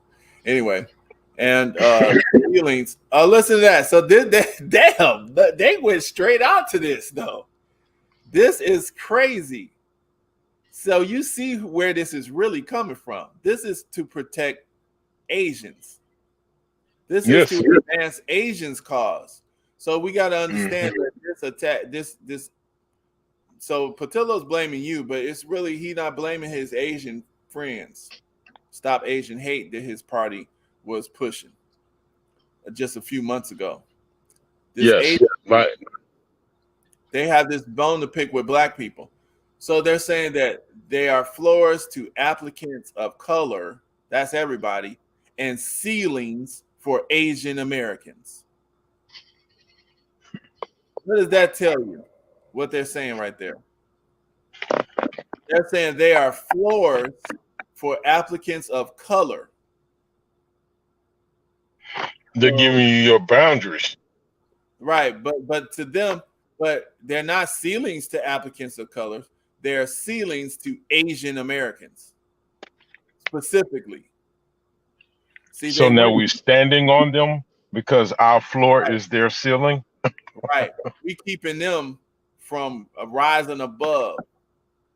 Their ceilings for Asian Americans, but and if they believe that, then they are being used and don't know it. Well, they are being used, but they being used. They're doing something to advance their way. But look what they said. Basically, they're saying that applicants of color, they're being kept afloat on this floor when they deserve to actually go under the floor, to be buried. They deserve to be buried. And even look, Mike, they're stopping us from getting further. Even though those students, whoever they are, get their on their own merit. I mean, there's still other requirements. It's not like, because of affirmative action, if they expect you to have a 3.8, you can come in there with a 2.8. So they still have criteria. Let me say something. These Asians, I see now why they have them centered. This Chinese type Asian features and this South Asian, they call them Indian, South Asian features. These people have been told that they are the model minorities in America. They feel that they are smarter than everybody else, even though it's been exposed to cheat more than every damn body. The South Asian, the Indians, they are intellectually smart. They're very smart, but they don't have no charisma. So nobody listens to them. And so the thing is, they feel that they're being held back, but nobody really liked them. Like Vabaswamy, their little culture, their little caste system, nobody wants that stuff. They need to take care of that. These two groups of people have entire countries at their disposal. They can go all over the place. They are first class citizens in China, in Indonesia, in America, in Japan, in India, in what you call that thing? All that stuff. Taiwan, yeah. Thailand, Vietnamese, Vietnam. Yeah, all of that. Cambodia, everything. Korea, Laos. Yeah, they first class citizens in all of those countries, entire nations. Okay, the Black American person, we are a second class citizen in the place that we was born in. You say you can go to Africa, you're not even a first class citizen. You got to petition to get citizenship in an African country. If you can, if you do, you still ain't no original citizen there. So you're not really home. You don't become Nigerian. You ain't really there. So you ain't nowhere. So what is they talking about? They ain't nothing. They can go all over the place. They got all these other options. Okay, like you said, their names haven't been taken. You still see Susan Ho, or such and such Lee, or Prata, or Vita. Don't leave out Patel. Yeah, Gupta and Patel and all of that. Their names is this is what they do. And even the Nigerians and the Caribbeans, they just crazy but they at least got a country, but they still kind of oppressed or whatever. And the Mexicans, they got a whole entire country they running away from, but that's here and there. The point is, this law, you telling us that it's floors for these applicants of color, but we holding you back. Yeah. Go to your own nations and fix that. Y'all sitting up here eating crap and boo-boo in the streets. They got these what they call, especially in India, they should be ashamed to come over here talking that mess. They just love that caste system. They love that, keeping other groups, keeping certain groups down and telling them that, because that's what the Hinduism teaches. Yes. It does. Yeah, it teaches that this group has got to stay down because you did something wrong in the before life, and maybe if you work your position well, when you pass away, then you'll get to oppress other people like we do now, because we were born in this little field here, this little caste. So that's the kind of stuff. This would be a perfect time to show the video of Kamala when they asked her would she do anything specifically for Black people. Her reaction was, I can't even say no that high. She was almost as giddy to say no as who you showed earlier, LaToya Ravenel. Nah, I'm gonna focus on what's happening in India, because guess what they're doing? Guess who they're focusing on? Who that? Yeah, I'm gonna focus on what's happening in India because I could show some Indian stuff because I watched it too, and I've actually had to have in my job. It's interesting. I was a bill collector in Atlanta once over there in Norcross, and there's a company. It was I don't know if it's still there. It's called Superior Asset Collections. So anyway, it's a debt collection agency. And these people were bringing in the Indian call service, I guess, management to study from us because they didn't know how to collect as much money as we did. And they had their managers trying to see what we were saying to try to get the money and, to do the customer service and stuff like that. And they had won a prize to even come over there to learn.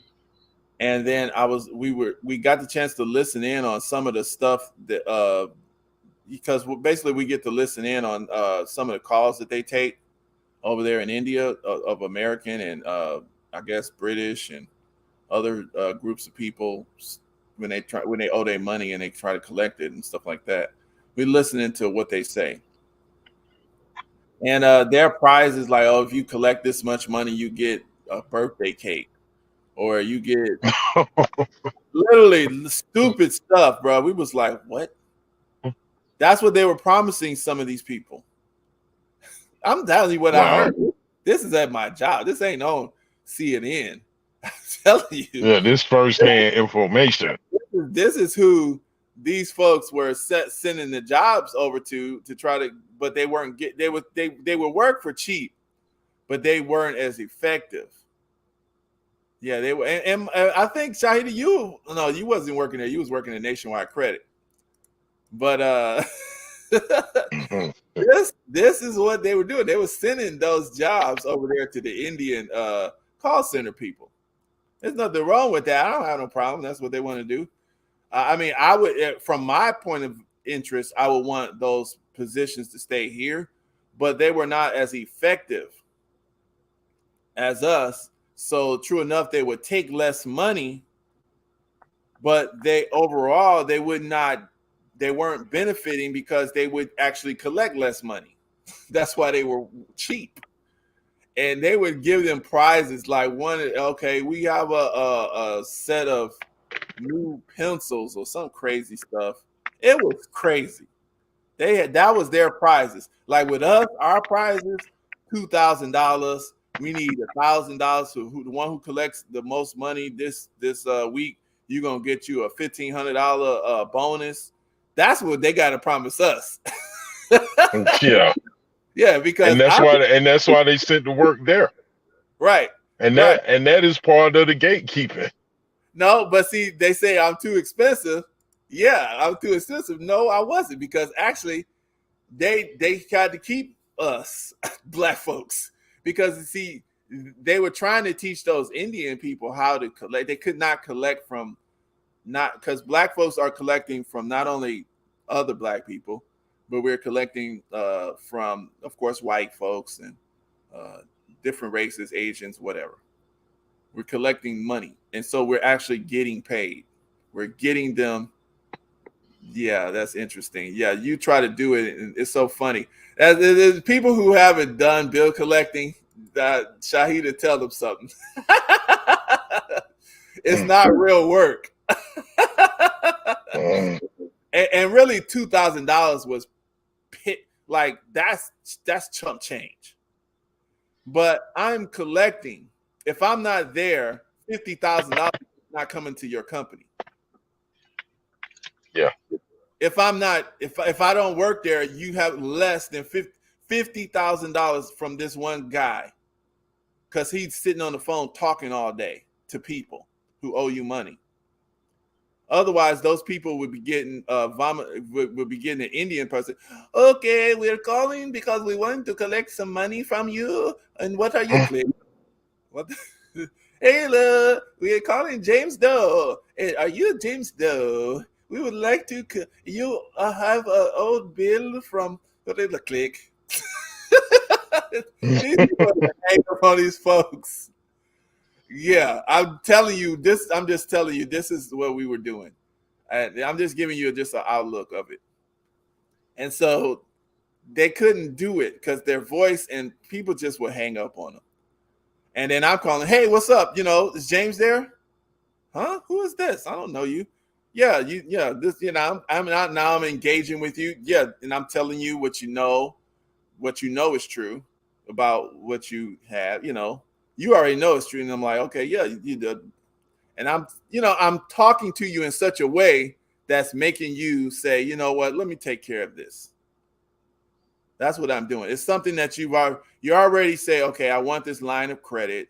Okay, of course you can just run away from it, but now you don't have it no more. And, now you wasted some options. And, instead of having you an extra $2,000 line of credit, now you don't have nothing. You got me calling you forever. Talk I'm saying, to you tomorrow. Right. I'll call you next week. It's okay. Or I'll have somebody else call you. It's okay. So that kind of talk. People say, you know what, let me just take care of this. But when Patel calls you, so they had them over there studying us, which is fine. And some of them got it. But the point is, Indian people, the ones who are born here, if they want to stay here, and they don't care about the history of what stuff, the folks over here, they're going to undermine. And that's what's happening here. They're undermining the history because they want to remake it in their thoughts. And their thoughts come from the countries that they came from. Mm-hmm. You see? And the people that are opening the door are the oppressors. Really? Well, they open the door. They're using them as a weapon against their indigenous enemies, which is us. And these people, and the only reason why we're the enemies is because they want to keep stealing. They can steal from these people. And these people feel it's lucky. They're lucky. Like I said, they promised them nothing. Yeah. They're promising these people nothing. And the people are just, they're happy that they're not getting they at least feel like they're making more than they were. And a lot of times they do come over here and they do very well. Like there's a community of Sikhs out here in California, Northern California. They probably did a really good jobs of driving trucks or whatever jobs that they did. And they bought land. They have their religious facility, and they work together. And they actually own farmland and they own entire communities. What these people do too is very smart. And like I said, I like them. But this here, no. But what they do is, especially the Sikhs I'm talking about, there's places in the United States, there's whole towns and whole parts of states and everything where really nobody wants to be, hardly. People aren't even thinking about certain places like, Lodi, California, or, Utah. Well, Utah is, people know about Utah, but I'm talking about Utah, EUTAW. Utah. That kind of Utah. Those places that people ain't even thinking about. Places up in Wyoming. Yeah. All the cities up in Wyoming. What's in Wyoming? What's the main city there? I don't know. Fargo, North Dakota, and the little cities around it, and little stuff like that. So there's all sorts of places in the United States, in California, and different places where it's good land, but nobody really is there. The focus is not there. So what these folks will do, and that's very smart, it's very cheap land. They will come here, they will get their families here. They will buy the land in those kind of places. They would get a little gas station in those little places, and they will work together, and they will buy those areas, and they would farm, and they have a nice life. They would live a nice life there. Okay, but then some of them, they go to the cities where the focus is, right? Where us, where the heat is, where the black folks is, where big numbers of black folks is. There's always a big focus because that's where the battle is. And now they want to get into the battle. They want to deal with race. See, you got race right there. And that's where we gonna start taking notice of you. You're like, oh, you want to get some too? So, oh yeah, you want to get some too? You want to get into this race thing? Oh, you taking the side of the oppressor? Really? Okay. So we're gonna start looking at India. Well, y'all making these kids shave their hair off so we can buy it. Yeah. or stuck in the tongue, letting your children suck the tongue of the Dalai Lama. Right. Yeah. So you sucking the Dalai Lama's tongue. Okay. What's up with in China and some of these little backwater places? They could they run to the cities. I know they're in China, but some of these places they need to, get those together and make a nice life for their people. But they want to run here. You know what I'm saying? No, it's not. The government's not. The government's not. But my point is, these things can be done everywhere. There's a battle going on everywhere, in everybody's place. I'm not going to go to your place and then start taking the side of your enemy and expect you not to focus on me. That's not going to happen. Yeah. Yeah, if I go to India and I say, oh, here's the Dalits, here's the struggle between the Dalits and whatever those other groups, the Brahmins or something, the Brahmins. And I'm like, oh, the Dalits, they're poor and they're trying to get some rights for themselves and develop themselves. I'm going to hang out with these Brahmins and I'm going to start talking crap about the Dalits. Do you think the Dalits going to enjoy me being there? No. They wouldn't be smart if they did. And that's what Patillo and these people are doing. These folks here, and he blamed this on you because he's too cowardly to blame it on the people who are actually undermining they blame it on what's the man name? Judge the black man. Clarence Thomas. They want to blame it all on Clarence Thomas, but this is the clips they should be showing. It's these people. Oh no, they're not going to share that. That would be anti-Asian hate. That would be AAPI. We can't do that. See, they're cowards. These are the ones who literally wrote the case to undermine the affirmative action because they don't like it. So already some universities are eliminating such criteria as test scores. Without test scores, admissions officers can substitute subjective factors as surrogates for race. Okay, so what? It was alleged in current Supreme Court cases. This is precisely what's being done with some highly qualified Asian applicants. You see where this is going, though. See who they're trying to advocate for their group. These are for Asians. This would be a good time to play Joe Biden saying, y'all gonna have to learn how to work with them. He was talking about Hispanics, but you can just substitute Hispanics with Asian. Right. This is what they're doing. So diversity, inclusion, and equality are the current surrogates. Diversity, inclusion, equality.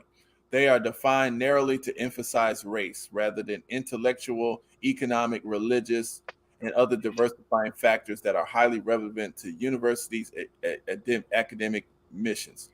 Now, first of all, okay, I would argue this. This is what I argue. It's not you want quotas. If you want diversity, you want the best of every group to have their selves represented in higher education. If you have a group that is very well organized, like Jews, like some of the Asian groups, they're pretty organized, at least in the United States. Now, I know in their actual home countries, well, even the Jews are organized in their home country too.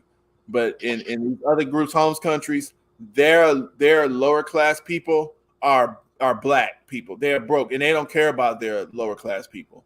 They treat their lower class people like trash, and they don't want to develop their own people.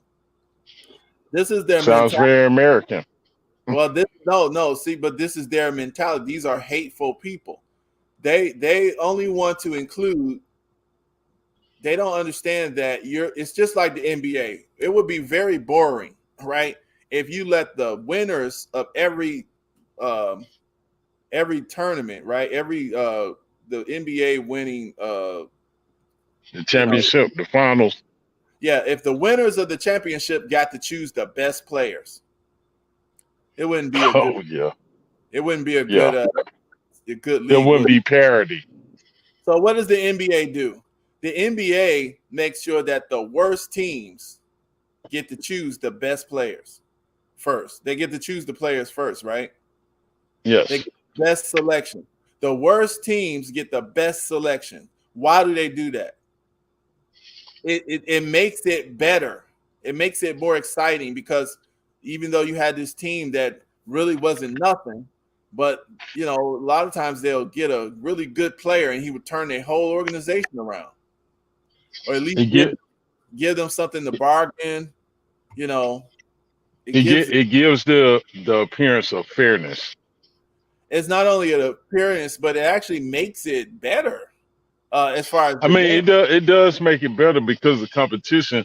I'm just saying it does give the appearance of fairness because it's not, there's manipulation there as well, but it does give that.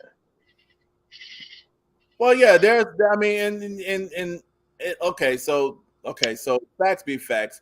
Yes, we know that if they really want to, they can manipulate some of these games. They probably do sometimes.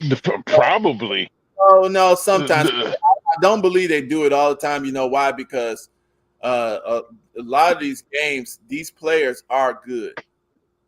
Okay. Look, I'm not down how good they are, but we have no further look than the Patriots. Well, no, I'm talking about seriously. No, let's just look it throughout history. No, seriously. Now we can come up with a couple games. Now, true enough, and you'll be stating facts. You can come Tim up Donaghy? No, you can come up with some games that shows us like, okay, they manipulated this here. And you might come up with like you say, the Patriots, one team that they manipulated this. Let's say they manipulated to make sure this team gets good. Okay, but when you look at game to game, each game, a lot of times, for the most part, even now, that to me the players' skill level have went down. But for the most part, they put up a pretty good competition. The players are skilled. It's not like WWE or WWF where damn. Yeah, I get what you're saying in that respect. There's a level of competition, but there's like Kobe, Shaq, Dwayne Wade. These people, Michael Jordan. These people were playing. They were playing. They are playing, and so my point is just to even bring that up is the point is this: when you're dealing with college, the same principle is a lot. You don't just let people in just because they coming from all of these best families and they got all this money, so they got the chance to get the best training and all that stuff. And then, the people that's in the hood or the people that's in some of the poorest areas who maybe didn't get, but they got this rising star who just was born and who just very autodidactic and who just studied on their own and really took care of it, but they have loyalty to this poorer neighborhood. They don't get the chance to get the top-notch education because maybe they didn't get the best. They weren't prepared to get beat this 1,000 kids from this area who got the best education. You see what I'm saying? You gotta have some quotas. You got to be like, well, okay, true enough, we're going to get the best performers of everywhere, but here we're going to have, 1,000 slots for here. Period. That's just going to keep riots from happening. You got to have leadership in every area because then those folks can go back and develop their community. Now the reason why I am against some of this so-called education nowadays, because these people are being not educated, they're being indoctrinated. So they're not loyal. So Patillo and let's say is Barack, one of them.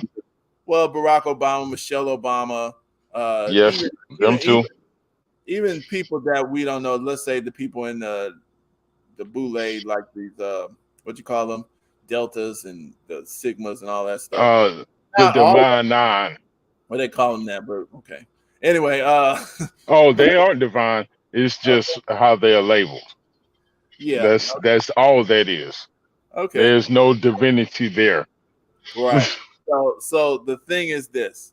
The point is they gotta keep these people, they gotta keep those type of people, because those folks, they come from our neighborhoods. They gotta have a certain amount of folks that are indoctrinated.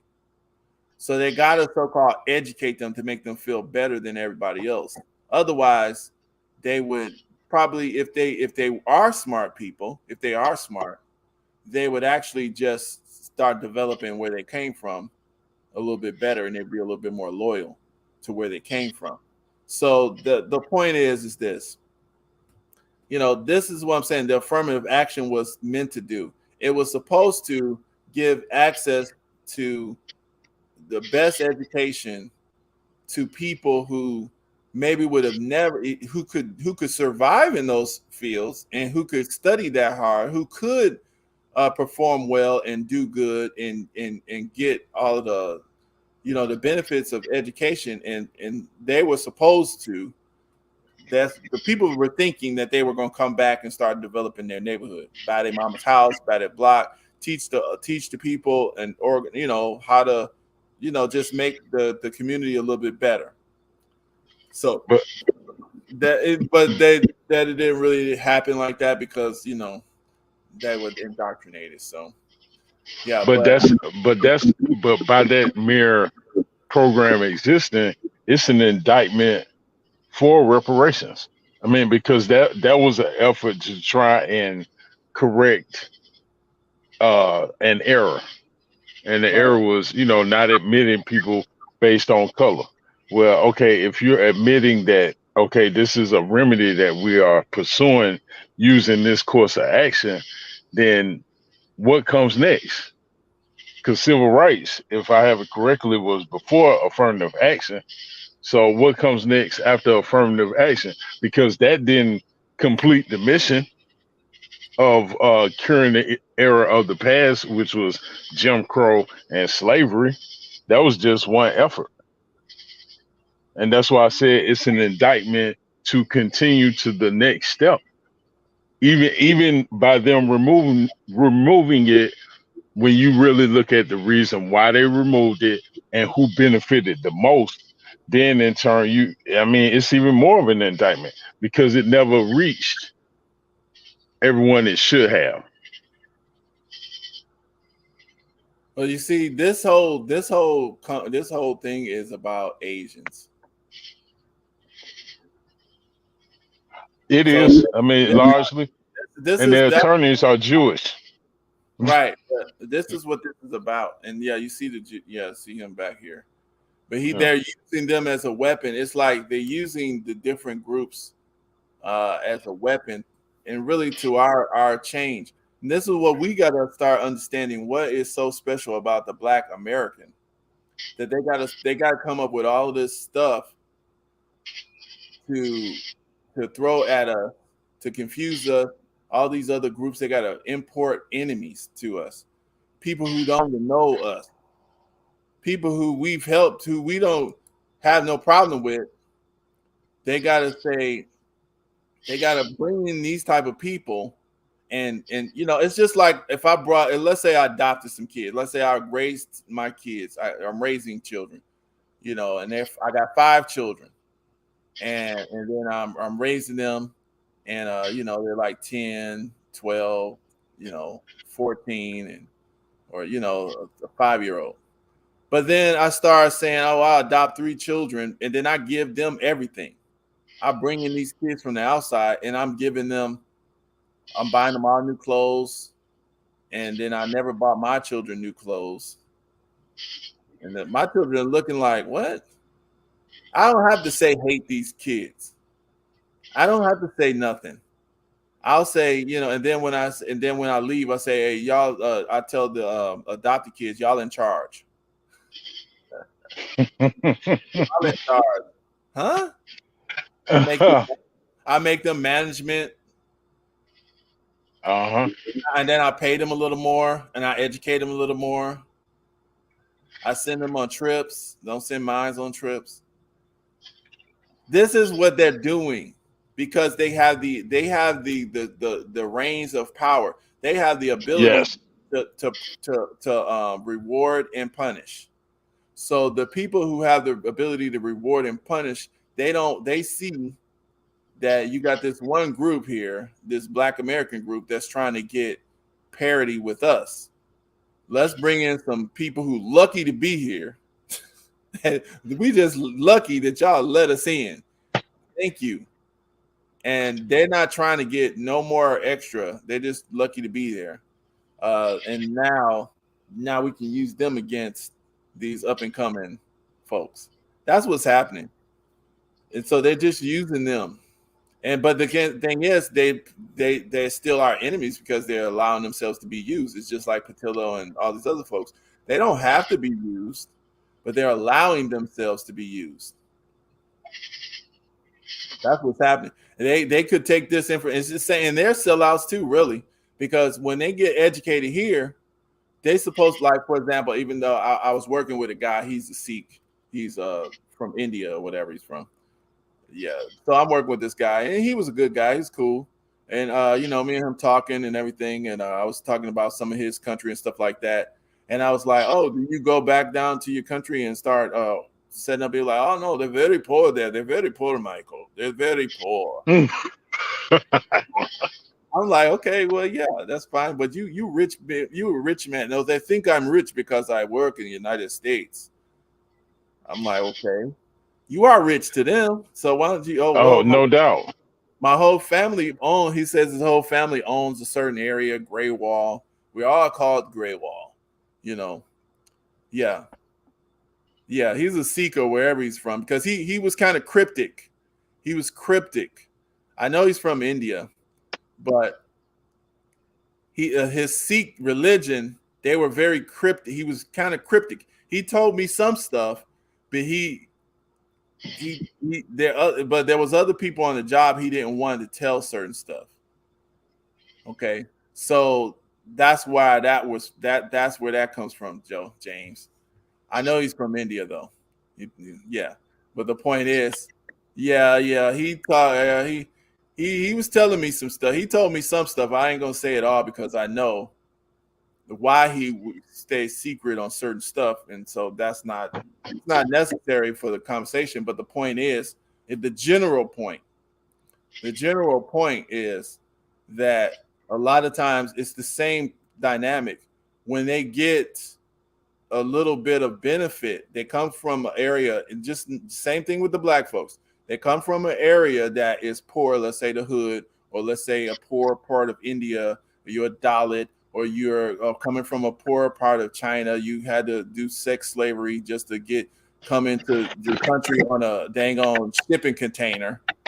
They caught you and they shipped your butt in over the Pacific on a shipping container. You survived, but you got to work in the massage parlor for 6 years to pay off your debt. Yes, this is what they do. They do it. And or you get a coyote to shuffle you over the border, and you got to sell fruit in the Home Depot or on the corner for the last. At least they let them sell fruit. They don't. Some of them do the other stuff too, but a lot of times they could just sell fruit and stuff, and they can they could pay their debt off like that too. So they got to pay their debt off, and once they pay their debt off, now they can start producing. They don't ever want to go back. They never going back. Not going back. And I was like, when's the last time you was back in India?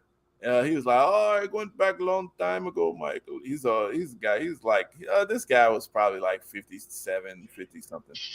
And so he's like, he was telling me how he went back, his whole town and all that. they thought he was rich and they was kept asking him stuff. I'm like, well, why didn't you set nothing up for them? All my people are here now, Michael. He got a Tesla. he drives around in electric vehicles. I mean, he got his kids are taking care of it. Well, my children are sending them back. Our children go back sometime, but he ain't going. So it's the same thing. Yeah, and that's the same thing. It's just the same principle. As they don't they come. This is what, and that's what's happening with this here. These guys, they're undermining. They don't understand that the whole system, the people who are gatekeeping, who are at the top, who have the ability to reward and punish, those are the folks who need to be replaced. But you can't replace them if you're still looking for goodies from them. And it's kind of tough. It's not an easy thing, because you were poor and now you kind of rich and you scared somebody gonna take it from you. You're terrified. So you're gonna throw everybody under the bus. And that's why they're bringing them in to be the buffer class, to be in between us and success. And not that they completely stop success, but that's the enemy's effort. It's more about their effort than what they're actually. It's not about what they're not actually doing. So I don't want to say that, but I think you get my point. That right. It's like this too. It's like people don't understand. You can't rise above your own group. Too much above your own group. Like like for example, like what Ice Cube is doing. He don't have to do that. He don't have to. He doesn't. He could just be up there in them. But the reason why he's taking these bumps and bruises is because he understands that for him to actually be free and have actual power, you're gonna have to bring along your group. You got to bring along your group with you. Wherever you came from, if you came from India, if you came from the hood in America, if you came from the poor part of China, if you came from whatever, if you are blessed with a degree of success, and success don't mean you super rich or nothing. You don't have enough money to pay everybody's way, but if you learn something, you're supposed to say, hey, I'm seeing this that a lot of us ain't seeing. Here it is. And we know, Ice Cube, we even know him from 1990s in Germany. Yeah. But right. But that's where he's from. But he don't have to, but he's worth over $500 million now. He's got movies on his deals. He's a rich man. He's got movies. Yeah, he definitely does not have to do this. He does not have to do any of this stuff. He doesn't have to take the verbal abuse. He doesn't have to take the betrayal. He started a basketball league for black folks. He really is. It's not just for black folks, but like you said, it's for people who are bored. But he's starting a league that is independent, that is not controlled by these sorts of gatekeeping type of people. But the thing is, people say, well, he's going to be a gatekeeper. Yes, you're supposed to be a gatekeeper. Now, gatekeepers are not necessarily bad because they're gatekeepers. But the point is that if you're stopping other people from advancing their agendas, like I'm going over to India and I'm going to poison 500 people, 500 girls, 500,000 girls, okay, and make sure they can't have babies. Oh, wait a minute. That is evil. So we need to attack those systems, because you're going into other people's group now, and you're starting to try to mess everything up with other people. So that's war. So that's the problem. But as far as gatekeeping, you got to gatekeep your culture. Otherwise, people will come in and mess it up. But you're supposed to have your like, for example, like I don't expect to go to Vietnam and try to be the president of Vietnam. Why not? Let me answer James though. Let me do this here. I'm gonna answer this here because we're about to end it off in a minute. Because I know it's just this is a big subject. I've been real busy, but we got to try to hit on this like at least once a week. This same subject. We're just gonna keep on this patillo because I really want to cook this whole. This gonna be just our main. We just gonna stay. This is gonna be one of the things that I just be on patillo. Just that's gonna be my buddy.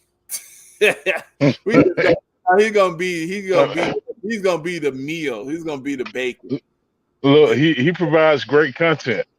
Right, the I bacon. mean, we didn't even get to a quote, about Voltaire, and I mean, oh my goodness, yeah, it's almost incredible that the people who are labeled smart miss it, or are they pretending they miss it? I mean, I want to give them the benefit of the doubt, but when you flat out, what we did go over tonight, him saying no to the definition of slavery, it's like, man, I mean, does the blue no matter who have you so much by the short and curlies, you can't even think.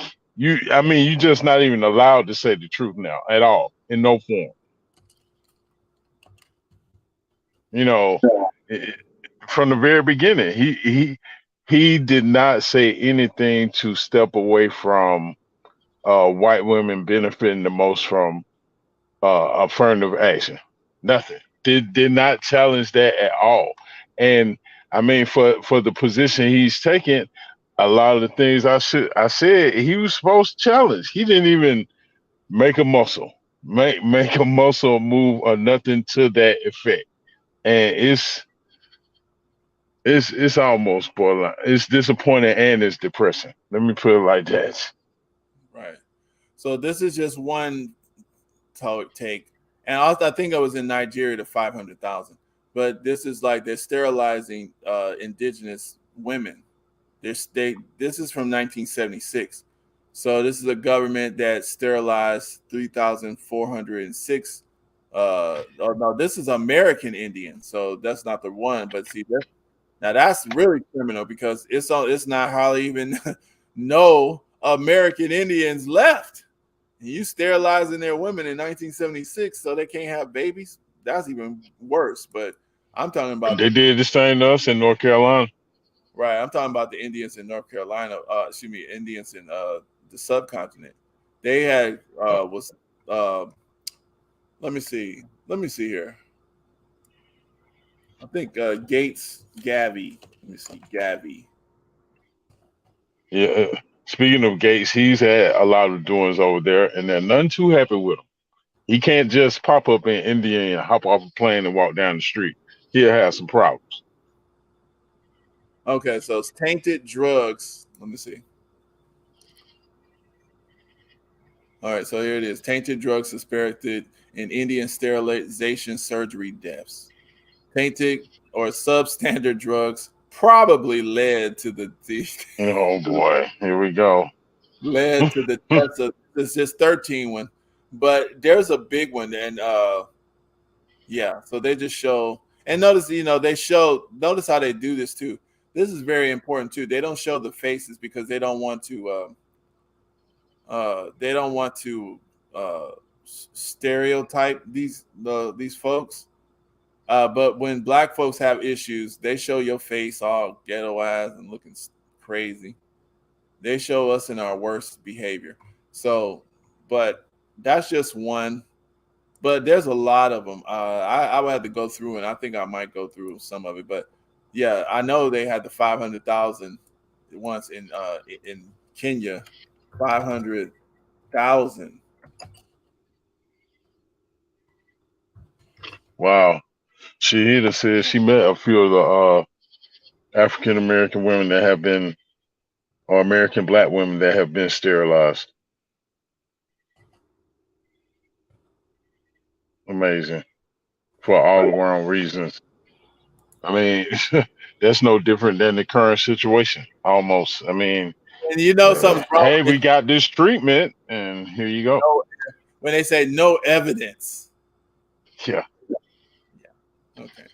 Or we need a study. Yeah. Unbelievable. No study needed to ship off billions to Ukraine or leave billions of dollars worth of equipment in Afghanistan. No study needed there. So this company license revoked after being caught sterilizing 500,000 girls via vaccine. They don't even tell me the company. What is the company? The Free for Thought Project. Wow. Okay. But this is this was in India? No, this is also in Kenya. I know. Oh yeah. There it is, Kenya. Vaccine blamed. As if the Kenyan people don't have doctors and scientists. Vaccine blamed for sterilization of 500,000 women and children. So they can't have babies. What was this? This is in Kenya here. No, when? Oh, okay. Let's look at that. This was like in the 90s, but let's look at it. A state sponsor forced sterilization or massive scale. Let's look. I'm trying to find a good story on it because they put a lot of stuff out, but I'm trying. Okay, here it is. Let's look at it from an African source. Kenyan vaccine cause of mass sterilization report. 500,000 women. Of course, it's more than that because they just got their rounded number. Exactly 500,000, really. Yeah. More than that. Exactly. About 500,000 women may never bear children being injected with a contaminated tetanus vaccine last year. So this was 2014 because this story comes out in February 2015. So about 500,000 women may never bear children after being injected with a contaminated tetanus vaccine last year. And guess who's the authority in Kenya? The Catholic Church claims. See how they trust? Why? Wow. The Catholic Church claims it in its final report. See, they're waiting for the Catholic Church to do a report on something that's happening in their country. Okay, that's a big problem. And there are some who were amazed at the time in 2020. Well, why is Africa saying yes to the right Fauci ouchie? There you go. See, that report cites tests by a joint committee experts, which found that 30% of the vials from the October vaccination campaign were laced with an anti-pregnancy hormone. Now, all of them wasn't laced. 30% were laced. So this is what it says, well, how come such and such took you and nothing happened to them? Because they don't do it all of they don't put it in every one of the vials. They'd be like, well, okay, out of every 100, we're going to put it in 15 vials. It's random. You see? Oh yeah. See, that's they don't want to make it so obvious. Like right after they did what they did with the Fauci ouchie, the next week, everybody who took it out of here. No, it's not going to be that direct. But time release. Yeah. But it's unmistakable what is happening. Yeah. I really believe that is behind the unemployment numbers we see.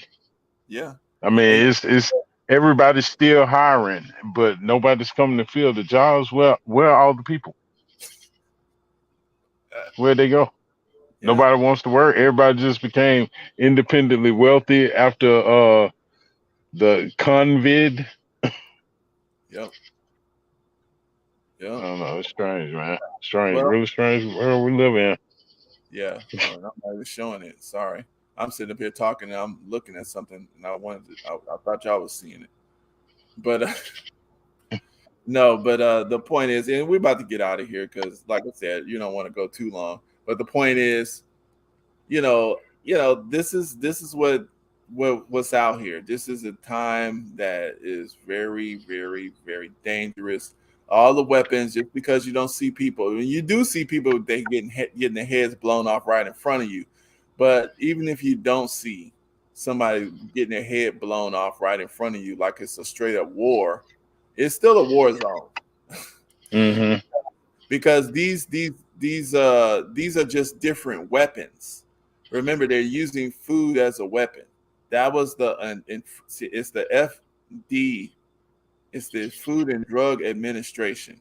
See, they administer drugs And food. How nice of them. See, and it's the same thing. So they put it under the same purview because they're gonna drug your food. Straight up. Straight up. You're gonna be on dope by the time we done with you. Oh, here it is. Let's see. And see, they always protecting the fact check. They always fact checking Bill Gates and Melinda. See, fact checks always help Bill and Melinda Gates. Okay. Global possibilities. Oh, here it is. Human rights. Let me see. Internet. I'm trying to find the Indian. Because they don't like those poor Indian women either. They're too black too. They don't like them. Even though they're very we don't hear too much about Indian subcontinent stuff. But yeah. Oh, it's been a while now, but they took their gold. They had to turn in all their gold for paper money. And of course, you already know where they're trying to move them to. The same place they're trying to move us to. No cash. Yeah. And yeah, so there's a lot of little stuff happening they're trying to do, but the point is awareness. Once you know what's happening and you accept what's the truth, then at least you can mitigate stuff on your own. Because there's a lot of stuff we can do. We got a lot of power with decision making, but if you have no knowledge of something, you don't really have the decision. If you don't have the knowledge, there's a hole. Okay, drive down this highway, but there's a sinkhole, right on that bridge.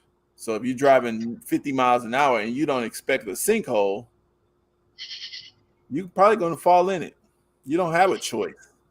But when somebody say, hey, be careful, because once you get to this bridge, there's a sinkhole. You can get around it, but you got to, be careful. Just drive in the daytime so you can see clearly. Now you have a choice. You're like, I don't believe him. I'm just going to go. I've been driving this same road. Blue. Fall in. Or you can say, you know what? Maybe they're wrong. Maybe they're right. Let me drive in the daytime just to be careful. And that way you can see clearly. So that's what information is doing. That's all we're doing. Like I said, I'm going to show this part and then we're going to get out of here. This Mark Davis dude. Boy. Actually, you know what? I want to show this. I'm just going to show this because this weirdo. He provides good content too, even though I haven't heard his voice, but I can just imagine. Oh, let's see here.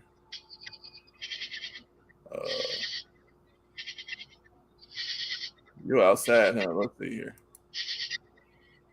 Yeah. Oh yeah, you can hear it. You can hear our crickets. Yeah, I can hear him talking to you. Cicadas. You need to go to sleep, man. What you doing out here interrupting our conversations? We want to talk to you. Yeah. Go for it. Right. Nah, but the thing is, this dude, Mark, I wanted to show something, but I might not get a chance to show it because whatever. But the point is, look, it's not about what we do. Just because if we say the truth, oh, here it is. Uh-oh. Yeah, let me see. Let me see what he said. So here it is. Mark and some other people, Sirius, or whatever his name is. You ever seen Cyrus Styles? Yeah. He was saying some slick, stupid stuff too. But anyway, sometimes he'd say good stuff, but I think I heard him talk before, but Sometimes he's logical, sometimes he's not. All right, but so it just shows how Biden's EPA abandons black people to perish in Louisiana Cancer Alley because black folks realize that, oh, cancer, oh, maybe it's genetic. Oh, cancer, is it running your family? They always try to blame it on you instead of finding out what's wrong. You're supposed to went to school and found this stuff out. So the black folks found out that, oh, we getting cancer in this community because their EPA is allowing this company to send cancer to us, and we're all dying of cancer. Okay.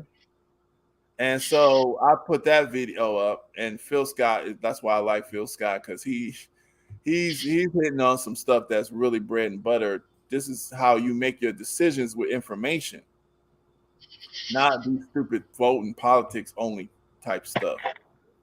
Okay. So here goes Cyrus. Farrakhan said anything yet? I'm like, he done said enough. That man could he's 90-some years old. He don't have to say nothing else. He done left enough videos that you can go through to see. And here go Michael Akiba Farad. No, Cyrus. The question is, he always liked to change the question. The question is what the question said, but he wanted to redirect. The question is not if Farrakhan said anything yet. The more important question is if Farrakhan or Michael did anything yet. If so, tell me exactly what it is that either of them did. I said, no. After all this time, you still refuse to understand that just because you don't see action, that no action is done. You weirdo. Absolute assumption. What a weirdo. You don't need to tell. The point is do you see the truth? Is the truth being so? Do you get some information? Does some insight? Is some insight being shown? Now, your job is what you do in your life. Because what I do in my life, what Farrakhan does in his life, it's really not really affecting you. It's not the most important factor in your personal family. You are the leader of your family.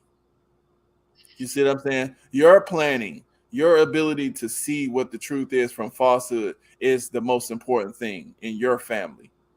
That's what's more important. So, it doesn't matter who says something. Just because Patillo is out there talking his crap, telling you about non-conforming and gender neuters and, this and that. And, you might feel masculine this time. If you're watching the show, you might feel feminine. What an idiot. Completely confused. Smoking dope with his raccoon, smoking dope with his pit bull. So, so this is the video I made. This is what Farrakhan said about Biden.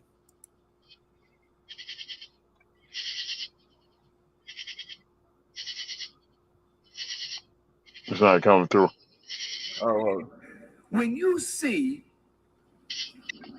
Joe Biden, that's his name, isn't it? Joe Biden was talking to members of the Jewish community. Such a sycophant, He told you this man is and a sycophant is somebody just like what we call a coon. It's just somebody who he's just pandering. Just please, do help me. Just like sitting there, just whatever. But keep going.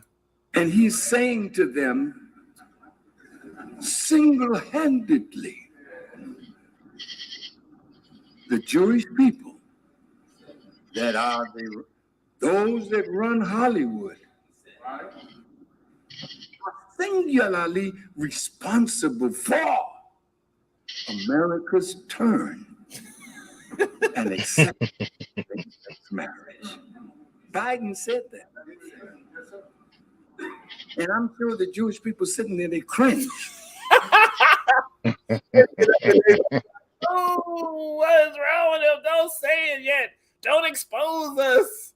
What are you doing? Turn that light off. Not yet. The fangs came out. The little skin started burning a little bit. He ran to the little corner. but he put the blame where it really belongs. Now, how can you tell me as a Jew you have a covenant relationship with Yahovah? And here the law that he forbids, you are pushing something that God disapproves of. Has that not damaged your relationship with the God? He's actually talking to, there's Jewish people sitting right in front of him. He's actually talking. They're in the audience. They probably turned beet red when he started talking, because I'm sure they don't want to hear that. Well, there's actually there's sections of the Jewish people who's actually trying to do good stuff, and they came. Those the ones who agree, they came.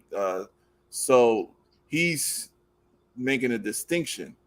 He's not saying all of them. That's why he said the ones that run Hollywood. So yeah. And ruined your ability to say, I'm the chosen of God. Chosen to do what? See, good Jews don't stand up and say, this is wrong. You cannot call yourself a Jew and then violate the laws, statutes, and commandments of God and then lead others into doing evil. See, that is shaitan. They're not doing evil just themselves, but they're guiding others in the doing of evil. So men can love men freely now. Who will warn America? Come on.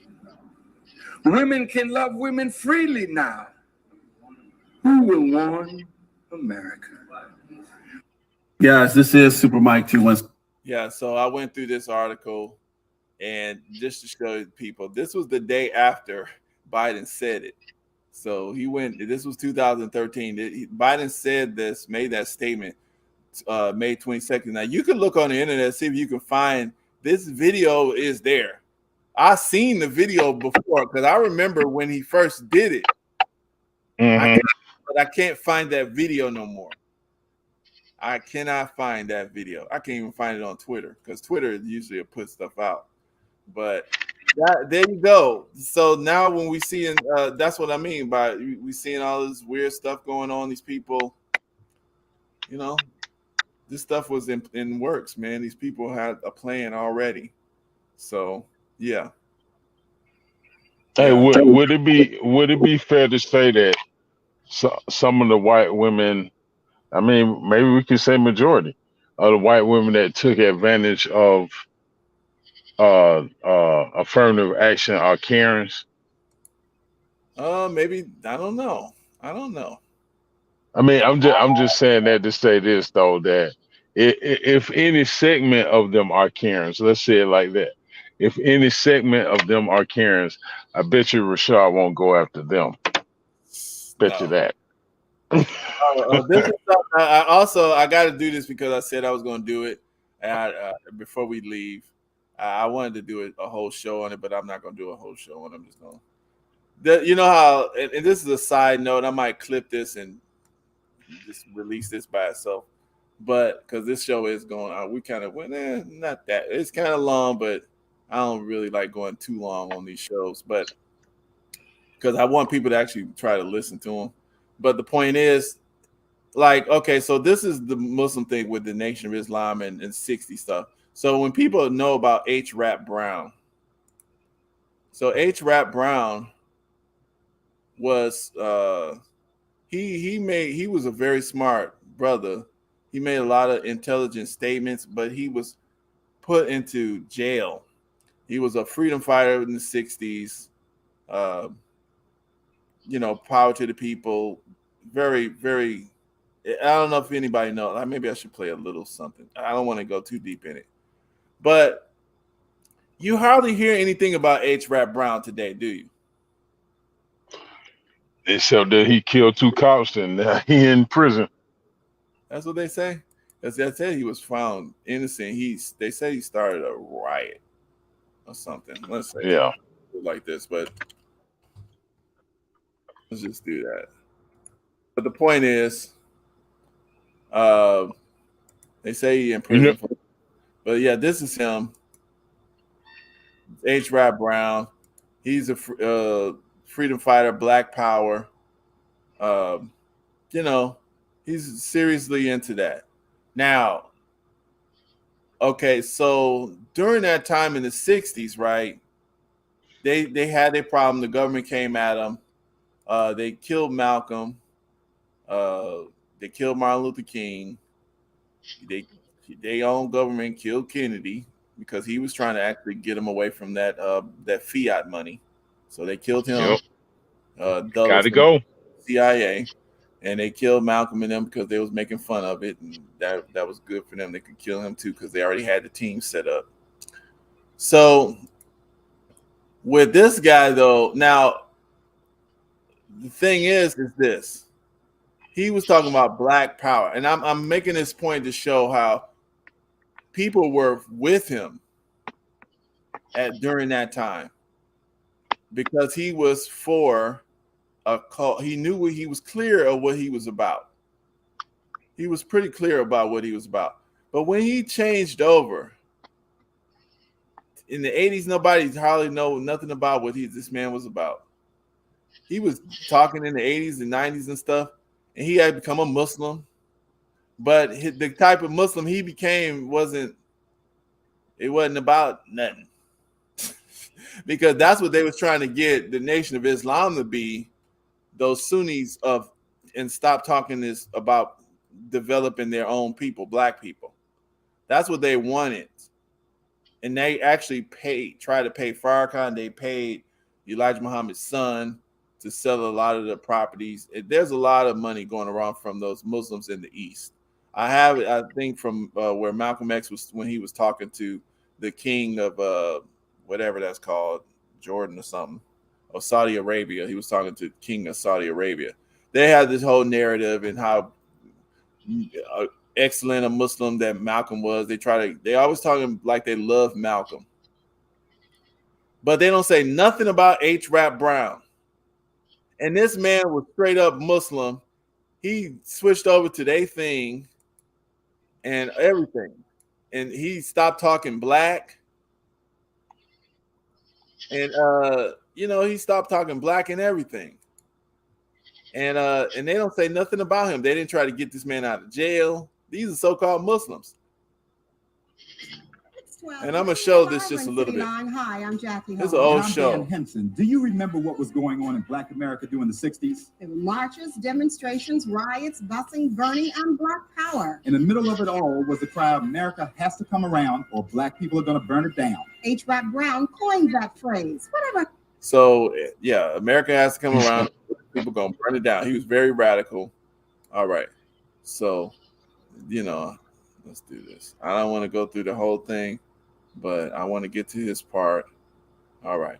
Now, they're really nice, but he's still kind of crazy. You let him have it. Now, but he is straight East Muslim. I mean, he's trying to be their culture, everything now. So I want to listen to some of this here, because just a little bit, because I want people to see something. They don't care about if you pretend like these folks, it don't matter what you call yourself about your religion, okay?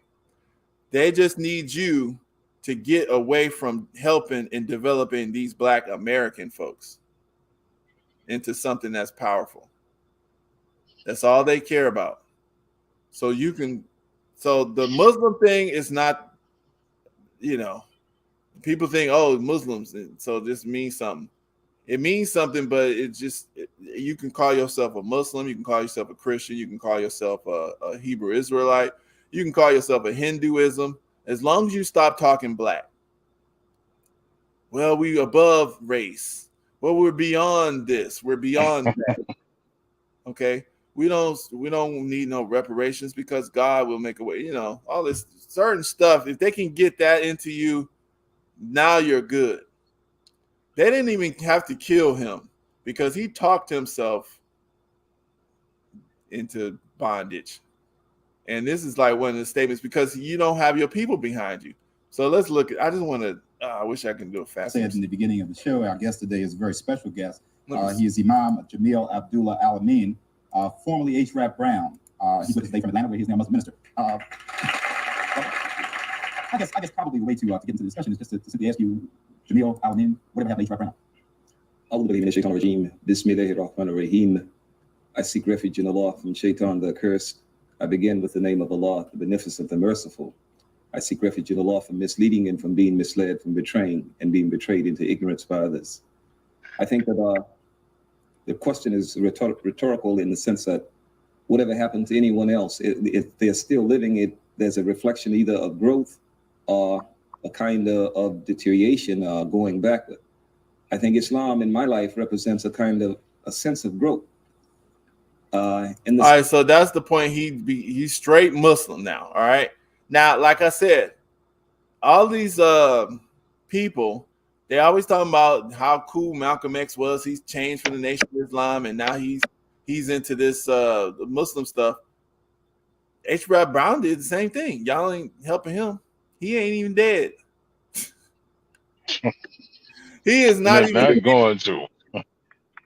And he's still in jail over something that he would have been out of jail from. There's brothers that's involved in stuff in the Nation of Islam that was falsely accused in the 60s of stuff that was put in jail. They're out of jail or they're exonerated because the brothers in the nation, and the people in the community, in the black community, kept fighting their case. Even Abdul Mumia Jamal, they didn't let him out of jail. They didn't let him out of jail, but you know who he is because people are still advocating for him. People are still trying. Al-Amin killed two sheriffs. I'm not, Mia or this guy or Al-Amin, this H. Rap Brown. Right. That happened. That happened here. Right. They say he killed two sheriffs. Okay, I don't know that. I feel you. It's some conjecture around it. Yeah, I don't believe nothing that these cops are killers straight up. This is a war. I know that completely. It's a straight war. So I don't, and even if he did kill the sheriffs, I understand they put him in jail, but this man was being hunted. He is a target, and they've proven, that even now today, they've proven that the government, the United States government was targeting black leadership to kill them. Yes. That's a fact. The Martin Luther King, even Martin Luther King's family, who's preaching some good nonviolent stuff, the sheriff killed him. That's who killed them. Snipers from Memphis police. But the government was a backup. And then, according to the research stories from, the reports from the witnesses and stuff, they came into the hospital, the mob was working for the CIA and for the government. And we know this from other cases. They came in there and Martin Luther King wasn't even dead. They suffocated him with a pillow and spit on him. Wow. That's how he died. The bullet shot him, but it did not actually kill him. He was rushed to the hospital, and the nurse was a black woman, was put out of that room that taking care of him by the mob, the mafia. And they named the mafia. I just don't remember the name right now. I can get it. But yeah, this woman is a black woman, and she's testified to that. And this is on record. And they suffocated that man, and she looked back and she seen them spit on him. But, that's how he actually died, with a pillow, suffocated. Wow. So even if he did kill some sheriffs, there's a defense for that, especially nowadays, because he can easily say that I was protecting my life because these people, I was a leadership at that time. But the point is, this is what my main point with this guy is. He's in front of black folks, and he's got this foreign culture. He's got this thing on his head. They don't understand it. He not even talking black no more. I mean, let me see. He's human rights deals within the fact that we understand and we believe that there is a creator. Let me see something. That there is no God but Allah, and Muhammad is. Let me see what question she asked. Rights. Now, your message, at least the message that we were getting through the media, the mass media, was burn this town down or whatever, and especially since you were rather close to our own community of Cambridge, Maryland. What is your message today? The Muslims' message is that there is. See, he could have fixed that right there. He went straight to the Muslims thing. And I mean, like I said, I don't have no problem with the Muslims because I'm a Muslim. But the point is, you're talking like you're not from these people. You're talking like you're a foreigner now. And that's the problem that I see with black folks. We get into something, but we feel like we got to sacrifice what we are just to be in this new thing. Like if I'm gonna be a Democrat or if I'm gonna be a mega sci-fi, I can't be dealing with that old ghetto black stuff I was into. I gotta just be in this now. I gotta do all and sacrifice everything I was for this. Well, God put you there first. That's what He birthed you in. That's your community. Yes, so you're black first. Right. That's your community. So if whatever you're doing, it's okay. This is what I wanted to say with this. And I really haven't played the certain points because one time he's from here. He talking about burn Cambridge down, which is probably is a reason for him saying that. But these black folks, they're gatekeepers anyway. He was radical, and so now, he just kind of messed himself up with this. I probably will do a straight show just on this because I want to play this out. Because I just want to show, like, being a sellout, it's not. It could creep up on you if you're doing it honestly, but sometimes that's a sellout. That's what he's doing there. He's coming to people. And I mean, actually, I don't have a problem with him dressing up in a total Muslim attire, even though we don't have the kind of winds in Saudi Arabia to put on this. But this is, that's their culture, and that's okay. But, the point is, he was actually saying, like, they asked him about black. He's like, we don't know what black is no more. And this was a black. That this man was a black. Black folks need to get it together. I remember hearing him. He knew what black was, but now you unsure. You don't even know what black is no more. Everything is about Salawahim, which is, if you put it in context and explain properly, then people can work with it. People can understand. But, he came out, and then he started talking real slick too. They got on him on this show. They kind of grilled him on that show. But it shows you the reason he separated himself from black folks, and he tried to connect himself with a foreign group who really their agenda was to stop him from talking black, which they did. And this is the reason why you don't know nothing about no H. Rap Brown. Nobody hardly knows about him. I mean, and we don't even hear him. They don't talk about him like Malcolm X. The only reason why they talk about Malcolm X still is because they were trying to use him against Farrakhan because he has some disagreements. They were just using that. Mm-hmm. And he's been neutralized. He's not a threat now. Yeah, he's not here. They put him on a stamp. They actually started saying, he probably was gay. Stupid. Man, yeah, that's the first time I heard that was Mark Lamont Shield. See, they can do stuff like that with people who are not here, but when people here, but see, that's what they do. And so, but the thing is, you don't hear you. But what I'm saying is these Muslims and these people from the Eastern cultures, you know, these folks think that you have to follow them.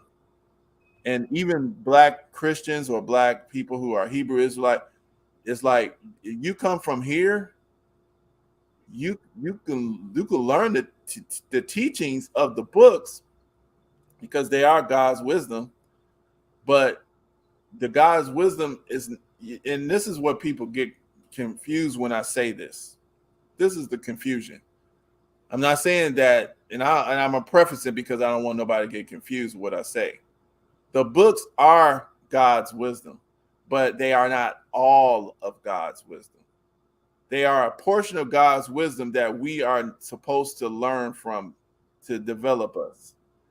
But every portion of God's wisdom, all in his vast universe, is not contained in that book. And that's what a lot of folks think something's wrong with that.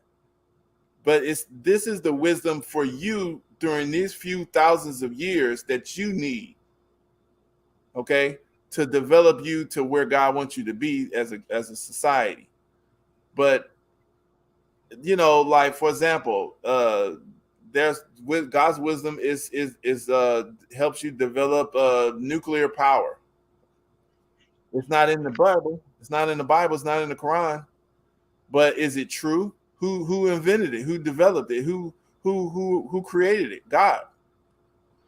You know, there's volcanoes out here. There's languages out here. All of them are not in the Quran or the Bible, but God made it possible. It's within His wisdom. So this is what I'm saying. Like people need to understand that the actual book of God, the Word of God, is what we living in. It cannot be changed. It cannot be changed. The actual, when I say actual, I'm talking about this is the fact. You know, like I said earlier, like we talk about facts and truth. If let's say I get sneaky and I raise a child, let's say I have a child, and you know what I'm gonna do? I came up with this, and don't tell me I'm the first one to think of this, even though I'm not gonna actually do it, but somebody has done this. Oh, I got this child. Oh, you know what? Here's the Bible. I'm gonna break this and I'm gonna tear half of it out, and I'm gonna say this is the Bible, which is true. It's the Bible, but it's not the full Bible. But I'm gonna tear half of it out. I'm gonna change this word. I'm gonna change that word, and I'm gonna teach this baby this. Now, I am teaching the Bible, but I'm not teaching all of it. So I'm teaching what? A partial. But it is true what I'm teaching. But is it everything? And that's all. But the thing is, if I'm gonna teach you that from that level, then that's where people are kind of messing up. And I believe that this wisdom that we're given is to help us operate better in the world, I should say, on the planet. So I'll say it that way, and on the planet, because the world could be, you know, that could be like this world. It's what the world is what man has put on the earth. Right. The buildings, the government. Yeah. You know, the different control systems that they subject people to. That's the world. Right. That's their world. Yeah, that's their world. And there's different societies or worlds. So they have the world of the Spanish world, or they have the Eastern world, they have the Western world. So that's what I mean by planet. So these wisdoms though are for us to use the powers that God allows everybody, because sun shines on the wicked and the righteous. So a lot of stuff we don't want to believe. Like the wicked, the difference is between the wicked and the righteous. The wicked might come to you and say, hey, you know, God let the sun shine on me too. Nah. And you his child, but I'm doing other than what he says. And you might feel that way. You might say, "Dang, God, how come you let the sun shine on him?" And he's trying to teach you. That's what the books are for. The books are to teach you the difference between the righteous and the wicked. But in the planet, as far as the resources of God's creation, they're going to be available to whoever has the knowledge to access them. So it's your job to get the knowledge to access them. But now that you are righteous and you have the access to the resources, now you have an additional power to maintain a society without it self-destructing. You see, that's the thing. And the thing is, and when you are born in a certain area, if you are from a certain people, that's part of your job to develop those folks and develop yourself first, of course, develop your family, and then develop your community. That's where you get notoriety and fame. So, like I said, I just wanted to end off with that. But yeah, you go ahead and say what you what's your thoughts on anything, and we're gonna end it off in a minute. Oh man, where to begin? Let's rewind the tape. No, but seriously, I mean, the gatekeepers are real, and we have to beware of them, and we had to recognize them. I mean, and we got to call them out because we're in that time, and if we continue to call them out, then maybe people will actually see for themselves. Because I'm really big on that. I can share information, and we can pontificate about whatever, but people have to see it for themselves in order for us to get away from these systems that don't work. Right. I can call in on different shows and talk till I'm blue in the face, but if a person don't see it for themselves, they're not gonna come out of it. But that does not mean we don't do battle with the Patillos, with the Rashad Richies on different levels. Sometimes it's calling in, sometimes it's making posts, and challenging them on their pages to expose them, because they have to be exposed. They have to. Right. And it's just like it's actually what Biden said. I read it from his way back when he exposed them to their chagrin. That, he was actually saying that, because of social media, because of the movies, you guys have changed the outlook. And hold on, let me say this to that though. Even though that's true, as much as they want us to believe that is accepted, it's not. And we seeing more of the evidence now, but it's been that all along. People are just, relented and allowed this thing to run, but now it's to a point where it's so in your face you can't deny it. And if you're denying it at this point, like Patillo saying that, well, no, they're not trying to indoctrinate children, you sound like a fool. I mean, no, you don't sound like one. You are one. If a person actually believes that, because even then it was obvious to me, and I'm sure it was obvious to others, but now it has reached a point where it can't be denied. I mean, 35 out of 36 states were allowed to vote on whether to keep marriage as it is or change it. And 35 of those states said no, marriage is between a man and a woman, but a governor, a judge, or a state district attorney overrode the will of the people and went forward, and that was taken to DC, and the decision was made by the Supreme Court to give a group a right to marry, which that's not even a right. And nobody has the right to marry. You have to as a man, you have to find a woman and she has to say yes, but that's not a right. Because if it was a right, then everyone gets married, and that's not the case. So I'll drop it there. Right. And what's up, BMT? Yeah, and the thing is, that's what I was saying too. A gatekeeper, we gonna be gatekeepers too. So I don't want us to actually demonize the worker. Sometimes we mess up by actually saying that, how we demonize a word like discrimination. Discrimination is not actually bad, okay? But we equated it because it hurt us so much, in the 60s and stuff like that, that we saying that it's basically like racism, discrimination. It's not actually the word, and sometimes you have to be discriminating on some stuff. But the problem is I'm trying to prevent you from getting your agenda done, because even if your agenda is righteous, like if you get your agenda done, and as long as I can get my agenda done too, why should I have a problem with you?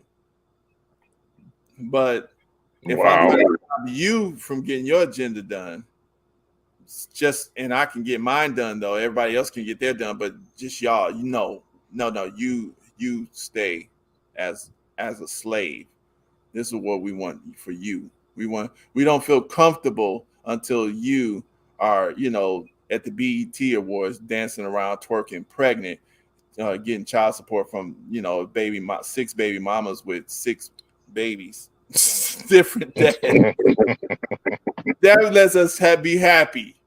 So we can do that. We want y'all twerking at the White House, talking about reparations. But nobody's talking about reparations, but you get to twerk with your so-called Divine Nine at the White House talking about Juneteenth.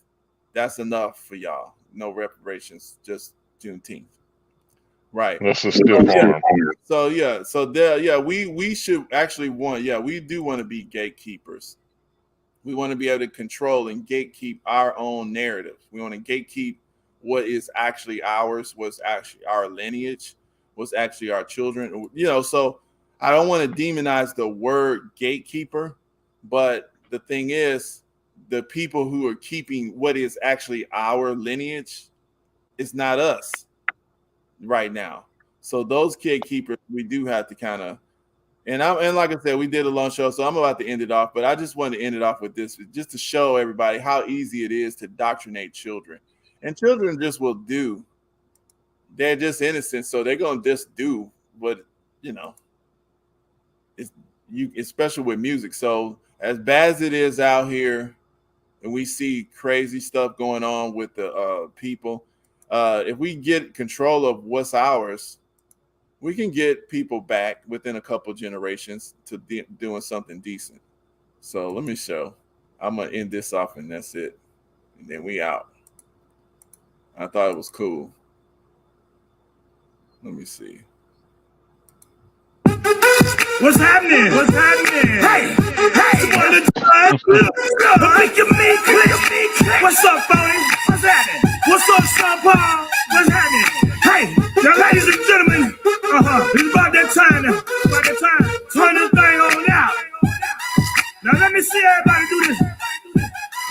Hey, let's go. Second finals, but do you still? You can do it all by yourself. Let me see you do it. Let me see you do it. Hey, snapping finals, but do you still? You can do it all by yourself. Let me see you do it. Hey, snapping finals, then rock with it. Do it, go drop with it. Do a step with it. Put your hips with it. All my ladies, let me see you put a twist with it. You can't do it like me. All right, so I look at that, and right now she's a cute little girl, and she's just doing it nice, innocent. That was not bad. That wasn't, but ratchet. It was ratchet. It really wasn't ratchet. The song is a ratchet song. It could be a ratchet song, but she didn't let it get too ratchet because she's just a little girl right now. But my point is, just like that, it starts off small, but they can kind of, you know, in 20 years, or probably what, I don't know how old that girl is, probably 15 years, they will have that girl, you know, that same girl being way ratchet, right? So, but if also we could have that same girl being better if the culture is gatekeep properly. If you gatekeep the culture properly, then you know you can have that kind of music, and it's cool, and people can dance and have fun, and but not turn it into something degenerative. I'll say it that way. And that's what the goal is. We want to be, like BMT said, we want to be in control of our narrative and of our conversation. They can say what they want to say about it, but the point is this is something that our people went through. We're the ones that have the authority to talk on it and to be about it. And we don't want to have folks that's being paid just because they look like us, like Patillo or whoever. They being paid because they got some melanin to say something that another group of people want them to say about us, you know. So that's pretty much it. And that's it, guys. You know, press the thumbs up, share it. Thanks for everybody for participating. Thanks, Mama. That's my mama, Shahida. You got to come on next time, Shahida. Yep. And then, yeah, BMT, you know, Leroy, thanks for calling up. Yeah, like I said, guys, I just been busy. I just been all over the place. So, you know, I'm going to drop a couple other things. But, yeah, acquiring little properties and just trying to create value in life. That's it. All right, y'all. Legacy. Yep. Peace out. Peace. Yep.